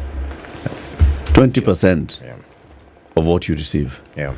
So if you're targeting probably to receive about 6 million, at least 1 million more than will be in the last days. In fact, even the last 5 days, not even 10. Has this been the same, or are you noticing a decline or a change over time? On the numbers, we haven't seen a much. We haven't seen an increase in how the last few days contribute to the overall target of the number of returns we are receiving, and probably just it boils down. Probably it's a Kenyan culture that we need. We just need. I think we always test the water, see is it up and running? Very good. I'll file tomorrow, and I procrastinate until the end of the day. Right. To be clear, people who are supposed to be filing the returns between January and June are for the year that ended in December 2022. Or is that not the case? Yeah. The people we are expecting their returns are first all individuals, then all partnerships. We're also expecting their returns because their financial years are supposed to run from January to December. And then the last category we're expecting their returns are those companies who have elected their December as their accounting period and month. Okay. Which again, they're the majority, probably about 70% of our companies or above. They close their accounting year in December. So June becomes a very huge due date for KRA. So why June? Why can't you? Why not October? I think it's just the law, because the law says you need to file your returns by end of the 6 months. So depending on when you elect to close your, of course, individuals and partnerships, they don't have that option to select, but for companies they can select. So we have companies probably who, like Safaricom, they close their financial year in March. So we realize for them their return is coming by end of September. So again, it's more of 6 months after. But it's just other countries that do it differently. It's just the model Kenya decided to have. So Kenya decided to give 6 months period for January. 6 months from for us it's 6 months after the end of your financial year or the year of income. Yeah. Why are returns necessary? Yeah, returns. First, tax returns necessary for KRA because it's a way the taxpayer communicates to KRA on the declarations and the incomes they have earned in the year. We may not have visibility, a 360 view of all your incomes, and the return now gives the opportunity for someone to come and say, this is how much I did, these probably are my expenses, these are my deductions. and probably this is what I owe KRA, or this is what KRA owes me, or we are even. There is no one owes each other. So why is it yearly? Why is it not quarterly or half yearly? Again, we look at the ease of doing business. For annual returns, it becomes for some of these returns, we have different returns, and as I look to that, we have most of our returns now. We don't have a quarterly return. We have now the monthly returns and the annual returns, and because the income, this return applies to both individuals. We have the individual returns and we have the company returns, and their income also might be earned over different months. It kind of probably makes more sense to have an annual return, because if it's quarterly, probably then the quarter one we may have to put nil, because we have also those businesses whose income is not constant over the year, and so the annual return makes it easier for an individual. As much as your pay as you earn is deducted monthly, it's just an easier way of receiving returns on an annual basis than quarterly. And when you say easier, okay, VAT is paid monthly? Yeah, VAT is paid monthly. That's yes, right. Yeah. That's true, because of the nature. Because you can't. There is no VAT unless you've transacted some business. That's true. Yes. Now, when you say easy, there is the need to determine that the business that this person says they're doing is exactly the business they say that they're doing. Okay. Because that business will then give you a clearer indication of whether what they say they're earning is what they're really earning. That's true. Employment, people are employed, it's easier perhaps. It's easier, yeah. Yes. Now, how does KRA manage this? How do you determine? Because I get the impression that when I do this thing yearly, it's a year. Many months have gone by. So you receive my returns by faith? Not necessarily by faith. We have some inbuilt mechanisms for us to be able to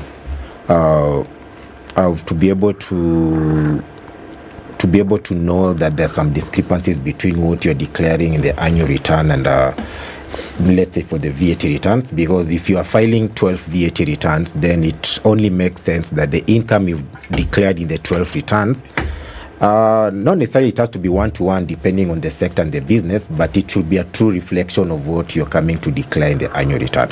So we are in the self-assessment regime, yes. At some point there is some faith in it, because we are in the self-assessment regime where we expect taxpayers to come and declare and say. Why do you expect taxpayers to simply come and tell you each and every little nitty-gritty thing about their business, how much they earn, knowing full well that if they let you know how much they really earn, you will want some of that money in the form of tax?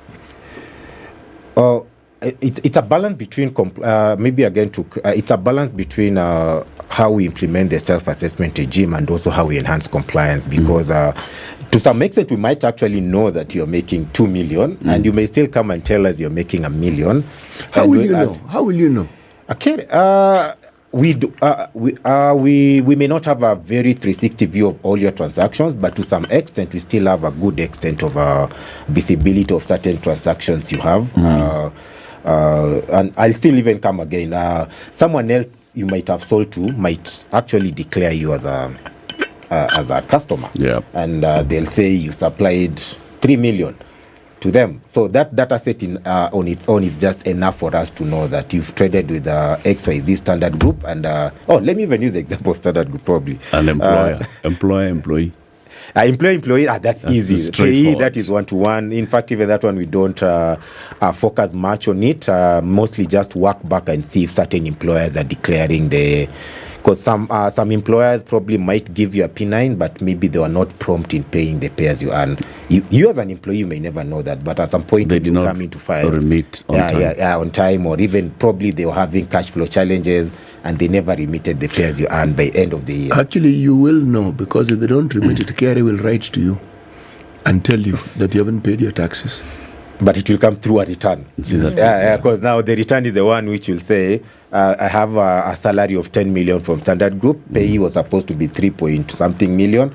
And then seems like your ledger is not balanced, and now KRA will come and give you Come and notification. have a conversation with you. All right. We've been flying around. Excuse me. Could you do a quick definition of what a return is? Oh, and the return is a tax return, right? I mean, for the purposes of this conversation. We have Yes.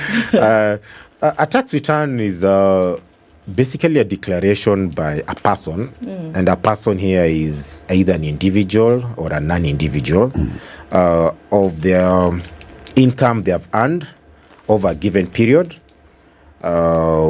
And of course, it narrows down now. It will come to show, do you have the whole objective of a tax return after you've declared your income is what is your tax liability at the end of the year. If some of your taxes deducted at source are equal to your tax liability, then probably you don't owe carry anything. If maybe some of the tax deductions which were deducted at source are more than your tax liability, then you're in a refund position, and you may also just be at a zero liability. So it's basically a summary of all your incomes being declared from all sources. And I know Kenyans have always thought maybe it's only employment, or basically it's all sources of income.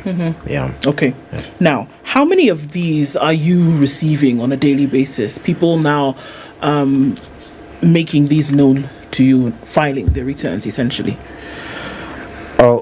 The average rate, again, depends on the season. June becomes a peak season for us, and especially the last 5 days, 5 to 10 days becomes like the highest peak season for returns. For now, like on 25th, probably we were at about 4.7. Today we're at 5.4. You realize that's about 700,000 returns, about 750,000 returns in 3 days. So we can comfortably say now we are at an average rate of 250,000 returns as today. But again, the rate for today and tomorrow might hit even 350 to 400,000. Okay. Yeah. Do you find that folks are comfortable in the process? I remember some time ago, people were really having a very hard time in terms of how to go to iTax and do all of this. Yeah. Do you find that people are having an easier time to do this? And if they are or not, what are the mechanisms you put in place to help Kenyans do this? Yeah, there are those who have come, especially for some returns have become much simpler over the years, and especially the one for employment income only, where we have the pre-populated web-based return. When you log in, you realize everything which your employer has declared over the year has already been pre-populated, and for you it's just a few checks here and there. So that one I can comfortably say it has become a much easier return for others. I still believe we can do much more simplification, but how KRA has stepped in to do that is to make it easier for the ones who might have a challenge or a struggle here and there to file returns, whether it's employment or other sources of income. We've over the years we've continued to develop relevant material and tutorials and videos which are available on our KRA website and our social media handles and platforms, just again for anyone who may be struggling to file a return. And the beauty about those tutorials, they have narrowed down to the specific income. So we have the one for employment income only, we have the one with other sources of income, we have the one where you are a partner in a partnership. So it has tried to address the different categories, hopefully to help in filing. So that awareness and that information being pushed forward has again helped, because we are moving, the whole objective is do it yourself. We really want to probably ensure that our returns are as simple as possible, and most taxpayers can be able to do it from themselves, and we can only step in maybe for the very few who if you run into a problem or run into a query. maybe now it's a unique something unique, but not just the general filing. Okay, so as some of these questions come in, one of them is that so returns are being filed a couple of days ago, and you find that KRA owes you some money as you're filing these returns. To the tune of, so it's minus 53,000 after what has been done. What happens in that case? First, how does KRA get to owe you money? So when you're doing this, how is it that it will not be at zero, right? As it's being filed. It's possible in this case. It's possible that you find minus. It's possible. And the balance. Okay, so how does that come to be first of all? And then what happens in that case to get your money from KRA? Hallelujah moment. Okay, yeah. And I know maybe even as I answer that, I've seen people always, when they go to file, and even some of our stakeholders who help our taxpayers to file, they always struggle to get at zero. But that should not be the objective. The return, some even, in fact, even this one is a good one. It is a refund. The other one is even when there is a positive and people always tweaking Look numbers. for something. And we are, you realize they want to come to zero. Because it's like, no, I can't have a return with positive 2,000. But your employer genuinely probably might have underpaid, but of course now that becomes an issue more of the employer than the employee. But now when your return is negative, and our returns use the accounting principle, when it's a positive, you owe KRA. When it is zero, we are even. No one to follow each other until probably other information comes on board. And when it is a negative, then it means you are in a refund position. Now when you're in a refund position, you will need to go and apply for the refund. And the Tax Procedures Act requires that you apply for a refund within 5 years. So again, that is something they really, even if you are postponing it, please note you need to apply it within 5 years. So you file a return with negative 53,000. What I'll expect that person to do is, let me assume maybe they have, maybe the cost of the refund is maybe they have some insurance policies, they have some mortgage, or genuinely maybe they just worked for less than 12 months in a year. That can also be a reason for a refund, because probably you got some job somewhere, your first job probably in the year, you are jobless, and you maybe got a job at Standard Group and you're being paid 200,000. So you realize the tax rate for the 2 months will be very high, but when you come to file your return, we apply the annual rates. So you come to a refund position. Those 2 months, so they basically, when you look at 400,000, we look at the tax you paid on the 200,000 for 2 months is less than when you apply the annual rates on the 400,000. Will this person get their whole 53,000, or will KRA tell them, there's this percent that has to go to this, and there's this because we have to deduct this, I love you, Kutoa. Comes to 28,000. No. The refund will be processed. KRA will look into your refund depending on your supporting documentation again. So this person, when he is applying for a refund, he will upload some certain supporting documentation. iTax has that functionality. So this person will go to the refunds menu and select an option, let's say for income tax, and probably select normal, enter their bank account details, and upload the supporting documentation, which is leading to the refund. And how long does it take KRA to pay them? Refund tends to be a very tricky conversation, because it's because KRA will process refunds, but will always wait for Treasury to fund us to pay the refund. So Are you again, kidding? Oh yeah, I think an average taxpayer believes KRA already has the money to pay the refund. KRA does not have money. It's the different conversation. KRA is an agent. Yeah. So the money we collect goes directly to Treasury, and also if you need to pay your refund. But now the law has changed, and it's maybe one of the nice things about the finance. Okay, let me. Some of the nice things about the finance bill is there is the law now which tells the commission now we need to pay you within 6 months. Yep. So again, you'll see a good turnaround around refunds, because Treasury now will have to fund KRA to clear some of these refunds, because if you don't pay within 6 months, you start earning an interest, which is a good thing from KRA. I think it's a fantastic. This principle of self-assessment, why is it important? Initially, by the way, when KRA in the early 90s, and of course, most revenue authorities at some point start at that point. But when you are small and you're having a small base, it's easy to apply the other one where I have to come and look at your records. KRA used to have these assessors who could come to Standard Group and look at your office. Is like, I think you guys need to pay 2 million. But now when a self-assessment provides the convenience to taxpayers that they can comfortably do it from the comfort of their offices or even their houses or homes, and they do their returns depending on how best they have understood the tax laws, and also but of course now the responsibility now becomes on the revenue authority to make it easier for everyone to really understand these basic concepts about self-assessment, because it's also a trick. It may be a trap for you, because you may just come and put a nil and of course you say it's self-assessment, then KRA comes later and probably make some adjustments to your return. So it's more of a convenient way of everyone. Whose convenience?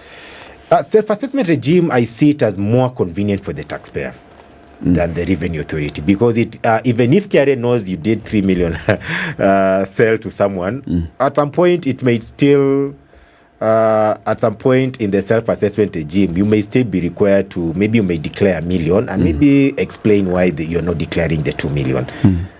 So it's for where I see it, it's more of the regime is more convenient to the taxpayer because it gives them the freedom to engage the revenue authority at what they think is the correct tax. What will be the let's take a break. Oh, okay. Okay. I have withdrawn the question. I will ask it after. Let him work on it. Ask him. Let him work on it during the break. In the absence of this freedom, what else could KRA do? Right. The alternative to self-assessment. No, this is what we're giving you to mull over as we go on the break. No. This is leakage. Sorry. There's a question that will be asked after the break. That's fine. There's some few issues we are working on around that. And, Okay. 28 minutes to 10. This is Kenya's biggest conversation. David Busala is the Assistant Manager for Domestic Taxes Department at the Kenya Revenue Authority. We are talking about filing your tax returns. If you're encountering any problems or any challenges, if you've got any questions, please post them on social media. I can see a couple of them on YouTube and Facebook. We'll be asking them to David after this break. Just ask. He'll answer.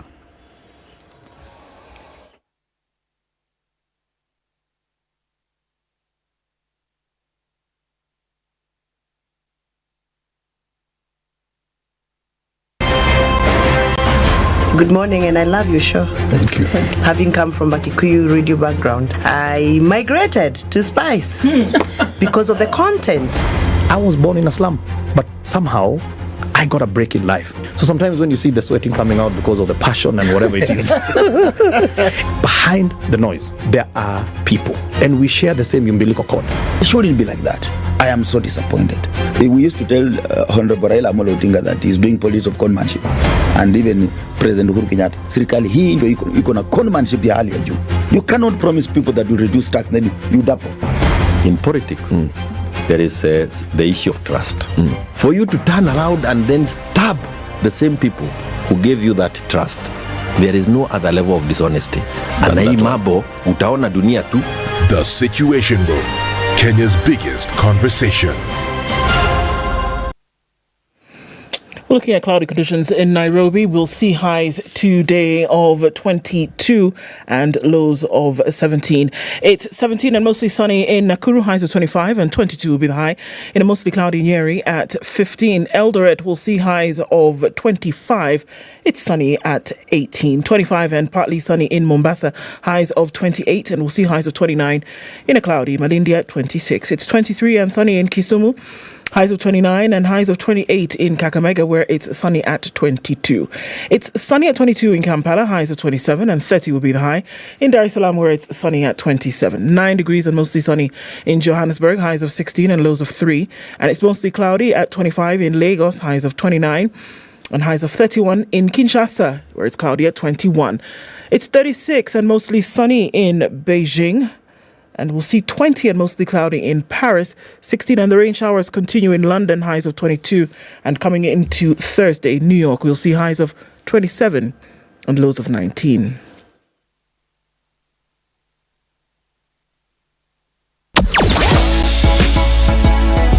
Sugar and spice and everything nice. Spice FM. Spice up your life. Okay, much better in most parts of the city today. Coming off of Thika Superhighway, a little bit of traffic remains, but most of it is okay. Jogo Road, a little bit here and there as well. Huru Highway is clearing up as we get through towards the top of the hour. Top to us through the morning still. Spice FM KE on Twitter.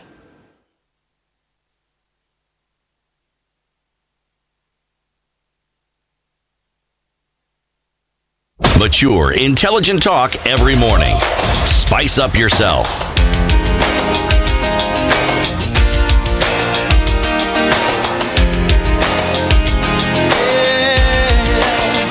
Mornings done right. 94.4 Spice FM, Nairobi.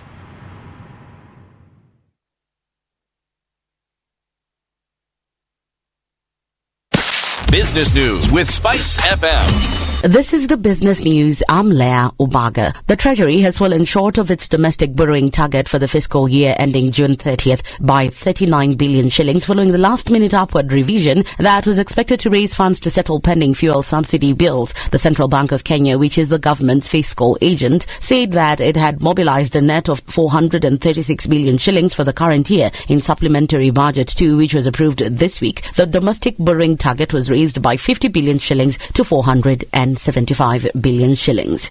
Aggressive interest rate increases by central banks in rich countries amidst sustained weakening of the shilling have cost Kenya an additional 27.23 billion shillings in foreign debt repayments. Treasury says this has eaten into the budget for development projects. The Treasury has received approval from lawmakers to raise expenditures on external debt in the current financial year ending tomorrow to 389.45 billion shillings from 362.22 billion shillings. The request to increase spending on foreign debt by 7.5% was granted through the mature, intelligent talk every morning.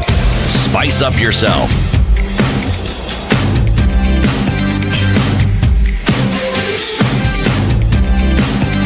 Mornings done right. 94.4 Spice FM, Nairobi. David Busaula, Assistant Manager, Domestic Taxes Department at the Kenya Revenue Authority. David, you have a question from CT and you got the leakage. You had enough time to prepare your answer. Okay, of course, the question was what's the alternative to self-assessment regime? And what we're working in KRA currently, the objective is we'll be seeing a lot of enhanced use of enhanced data analytics to pre-populate your return. So it will be more of a hybrid. It will be a self-assessment, but it will be more of a you'll be seeing a lot of a self-assessment where we pre-populate for you what we have.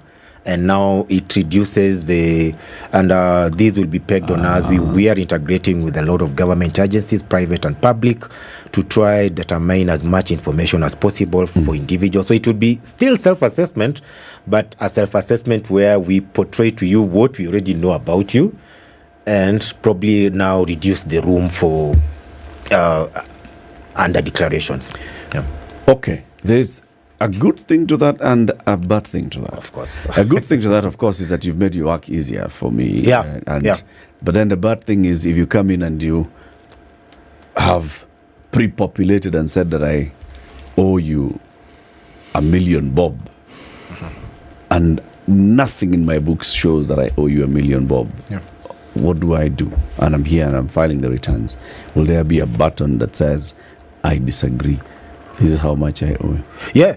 We even with the countries, even with Benchmark, who are doing this, and there are so many things we're working on. Yes, we'll allow the ones who have who are contesting or are aggrieved by the pre-populated. We'll allow them a room to say that. I think you guys say my business income is 10 million. I think my actual records show 8 million, and probably you can attach some documentation to support that, and then you'll submit that. So you'll be submitting probably a return with an exception that yours was 10, mine is 8.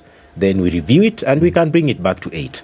So again, because we are not saying pre-population, we might get it 100%, because some certain data sets may not be probably 100% accurate. Or again, accounting and tax, tax is more of accrual, and also accounting is accrual. So there could be some issues which some incomes probably which were paid this year, but not necessarily they were for this year. So there could be a lot of there could be some few adjustments needed for that. Yeah. Dominic is asking a question on social media. Yeah. And he's asking, in what category do individuals who are trading in crypto or Forex, international Forex trades fall? When they're filing their returns, how do they? For them, for sure, they're not employed. So they will have to select yes to some question that do you have other sources of income apart from employment? Then they will go and declare the income they've done from the trades, and probably if there are any expenses relating to that, they will use the column for other in the in the profit and loss account. Okay, in the return. Yeah. Okay. You know, but again, for them, I hope he's aware of the digital asset tax, which will be checking in for him from 1st July, where some tax will start being deducted by the person who is paying. And okay. You know, I mentioned the word faith with regards to tax, the payments of it, is because I have witnessed the effort KRA has made in trying to make this process of tax returns and the payment of it as user-friendly as possible. But there's something that we always raise in this studio, and that is, do you even think, as someone who works within KRA, that you communicate to the tax-paying public adequately? Not why they should pay tax, because the why is... No. If there is a why, there has to be a benefit attached to it. Yeah. And it can't be at the macro level where you're telling us this large, huge understanding of security. The goodness for all mankind. So you know, sort of like explanation. It's actually good for you. Yes, exactly. You pay taxes, you'll go to heaven, kind of thing. No, what I'm thinking of is there more that could be done in getting people to understand that even when the government talks about taxes, and because KRA doesn't raise taxes, KRA are told to collect. Yeah, that's true. Yes. Even as government tells us to pay more taxes for our benefit and what have you, does KRA think that they have a role to play in getting Kenyans to understand the benefits of paying taxes beyond what the politicians tell us? Yeah, I agree. KRA can still enhance the awareness, not just on the why, but on basically what your tax money is doing. But of course, again, in collaboration with other government agencies and the National Treasury, so that an average Kenyan, of course, from as you say, from the macro level, you can break it down to, and I've seen, I think countries like Norway, they break it down even to, like your tax money. It, of course, it's not 1 to 1 shilling, because when you pay tax and it goes to a kit, you can't say that David's tax went to Moi Referral Hospital. Of course, it's one kitty then. But they try to narrow down to those that your tax money actually builds this number of like hospitals in your... Yes, they should. There is a sign one often sees. On some roads that have been recarpeted. By the fuel. It's a good. I always feel nice. I like it. Like, my fuel levy is doing something. You feel, so that's where my fuel levy has gone. It doesn't matter whether it went there or not, but at least I feel that I'm being spoken to, I'm being told your money isn't going to waste. Because you're driving on, it's a nice road, it feels good, there are no potholes. Now, it's that sort of communication so that you actually understand that it isn't going to waste. Like, remember these signs that MPs have, they don't joke with it. CDF. Anything they do there. Where you find, for instance, the sign indicating CDF money has been used is bigger than the toilet that the CDF money built. That sort of thing. Okay.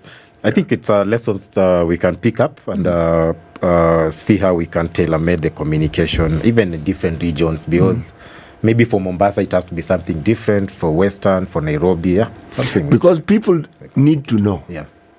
And those little things indicate that, so this is what our tax money does. That's true. And it enhances voluntary compliance now. Yes, exactly. Because in the absence of that, the narrative that will take hold, that our tax money is eaten every day. And that's not entirely true.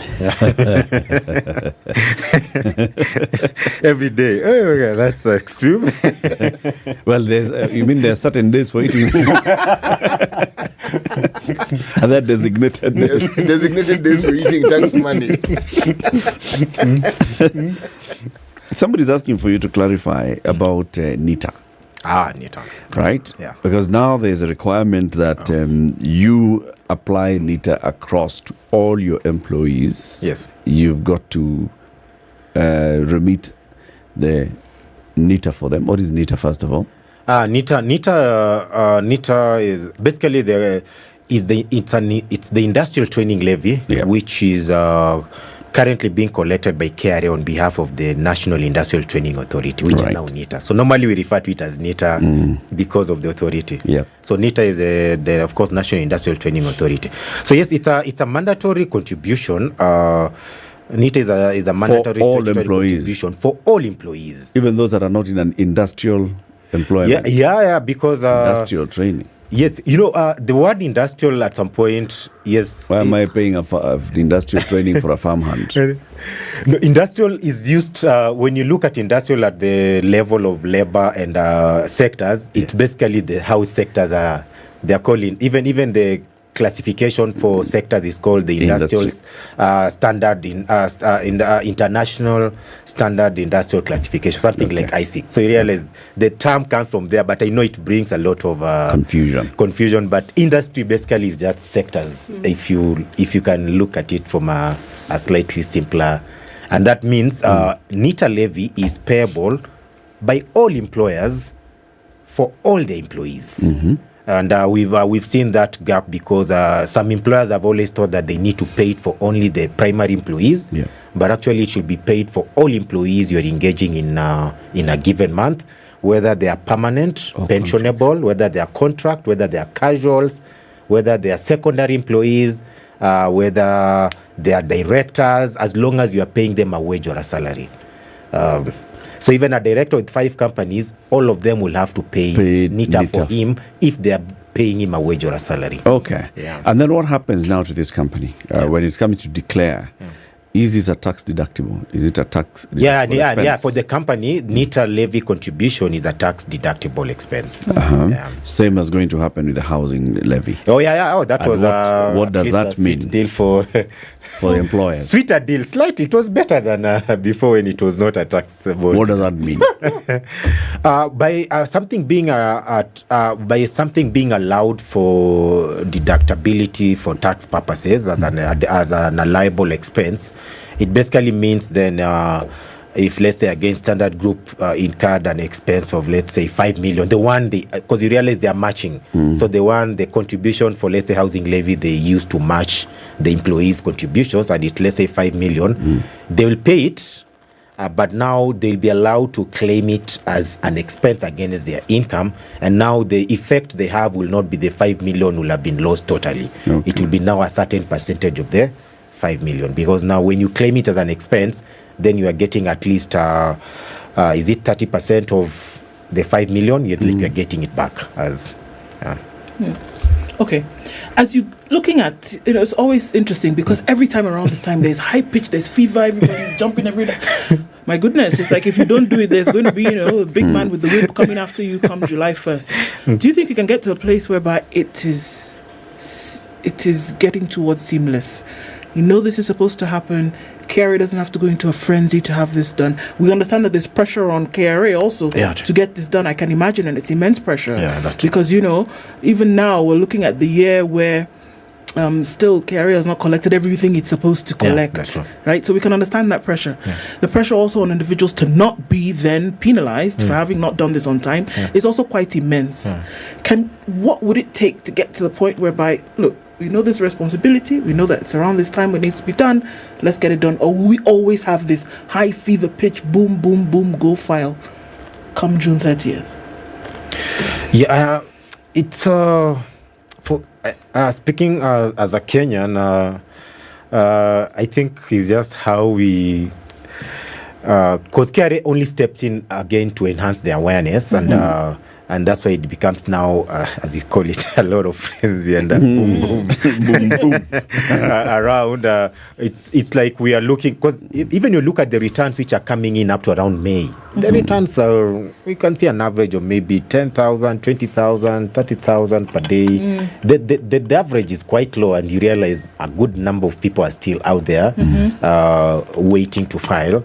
I think, I believe probably, because we've really tried on doing awareness, and I believe some of you have received emails from KRA, remind us to file, remind us to file, remind us to file. And at some point we do different awareness even in social media, through mainstream media. So to some extent, I'm not sure if, and I think it's not just even for KRA, when even it was for Huduma, it was for IEBC. We've always seen we as the Kenyan people, we even me when I'm going home, I'm like, the ABC patterns is still there. Okay, I'll go tomorrow.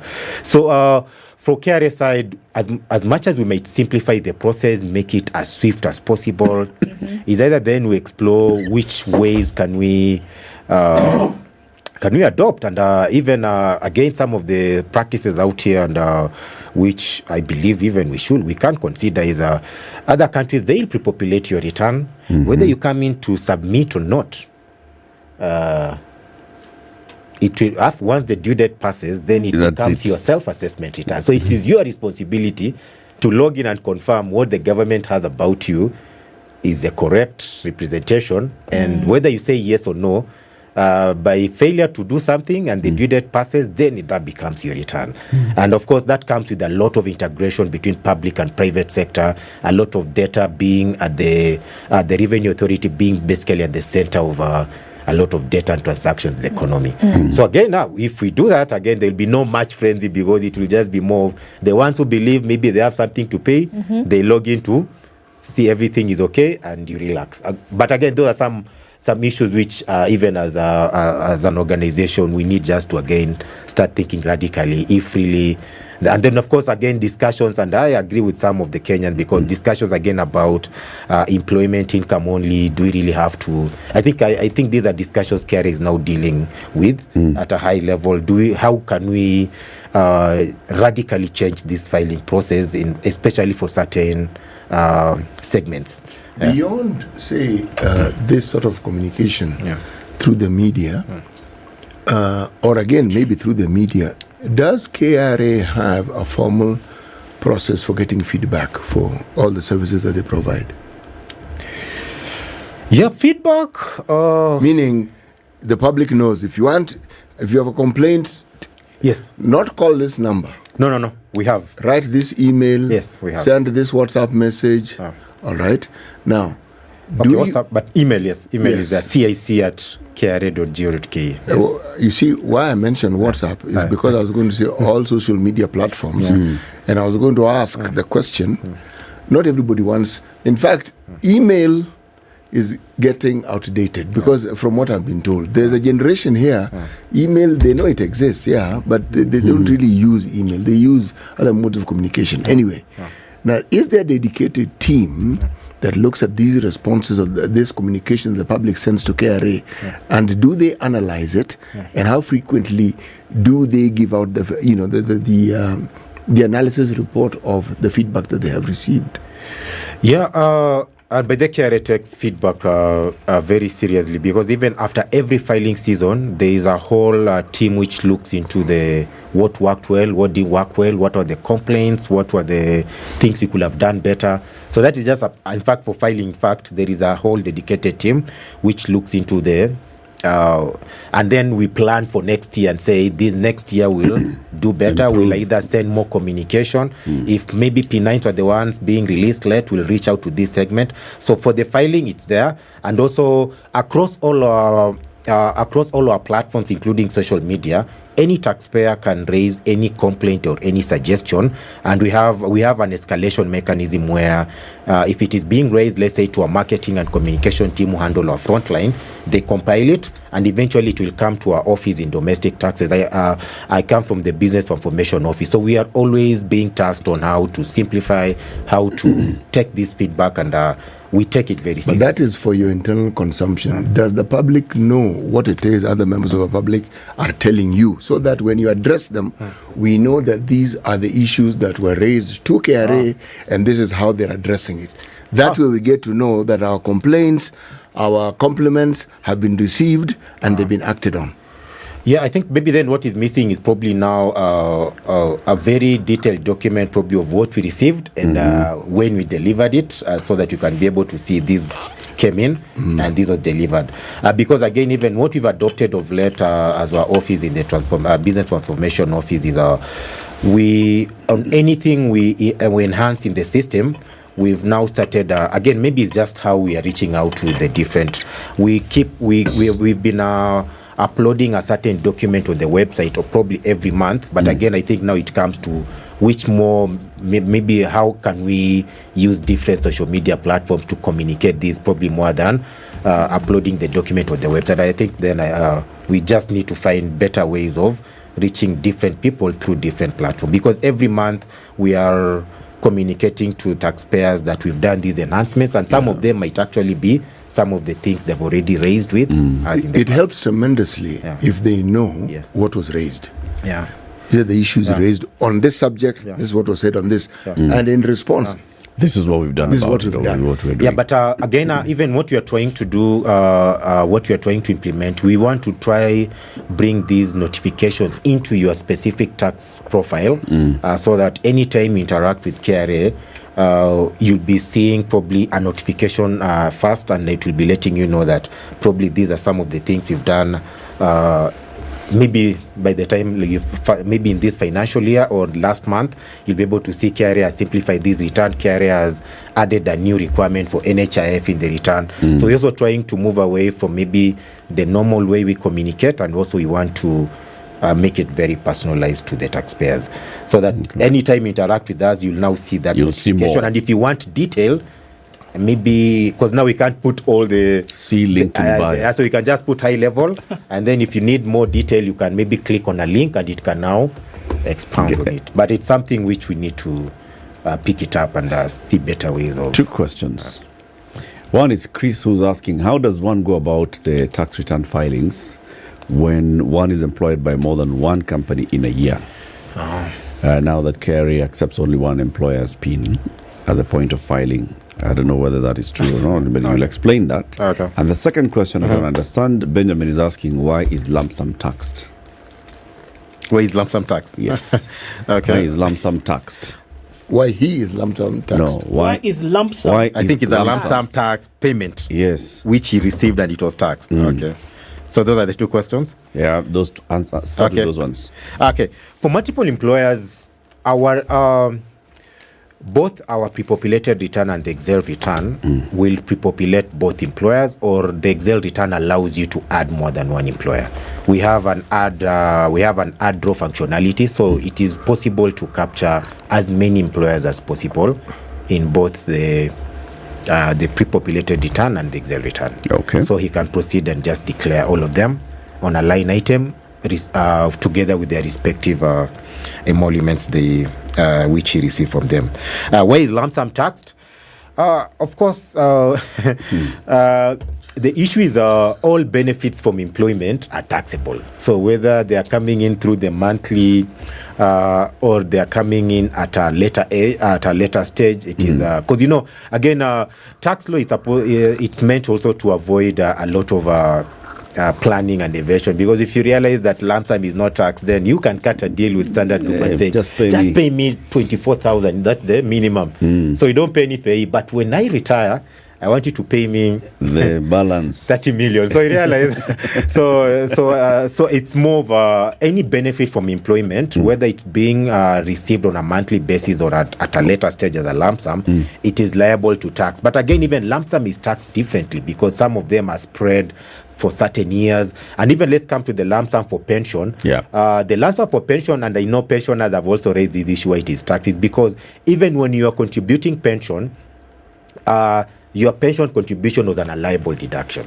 And again, that is what most taxpayers, because if I contribute pension of 20,000 per month, and let's say I'm earning 500,000, then I'm only taxed on 480 because the 20 has reduced my taxable. So when I do that for about 30 or 40 years of active, then you realize even, and then when again you are paid that lump sum, especially for pension, a certain amount again is tax free. So again, I think to some extent government has tried to, because for pension is like if you've been a pension scheme for more than 10 years, maybe you're registering or maybe you're above 50, then you realize the first 600,000 will not be taxed. So if you're being paid $1 million for pension, only 400,000 will be, and again the bands for pension will be wider. So it's there are different principles around it on that.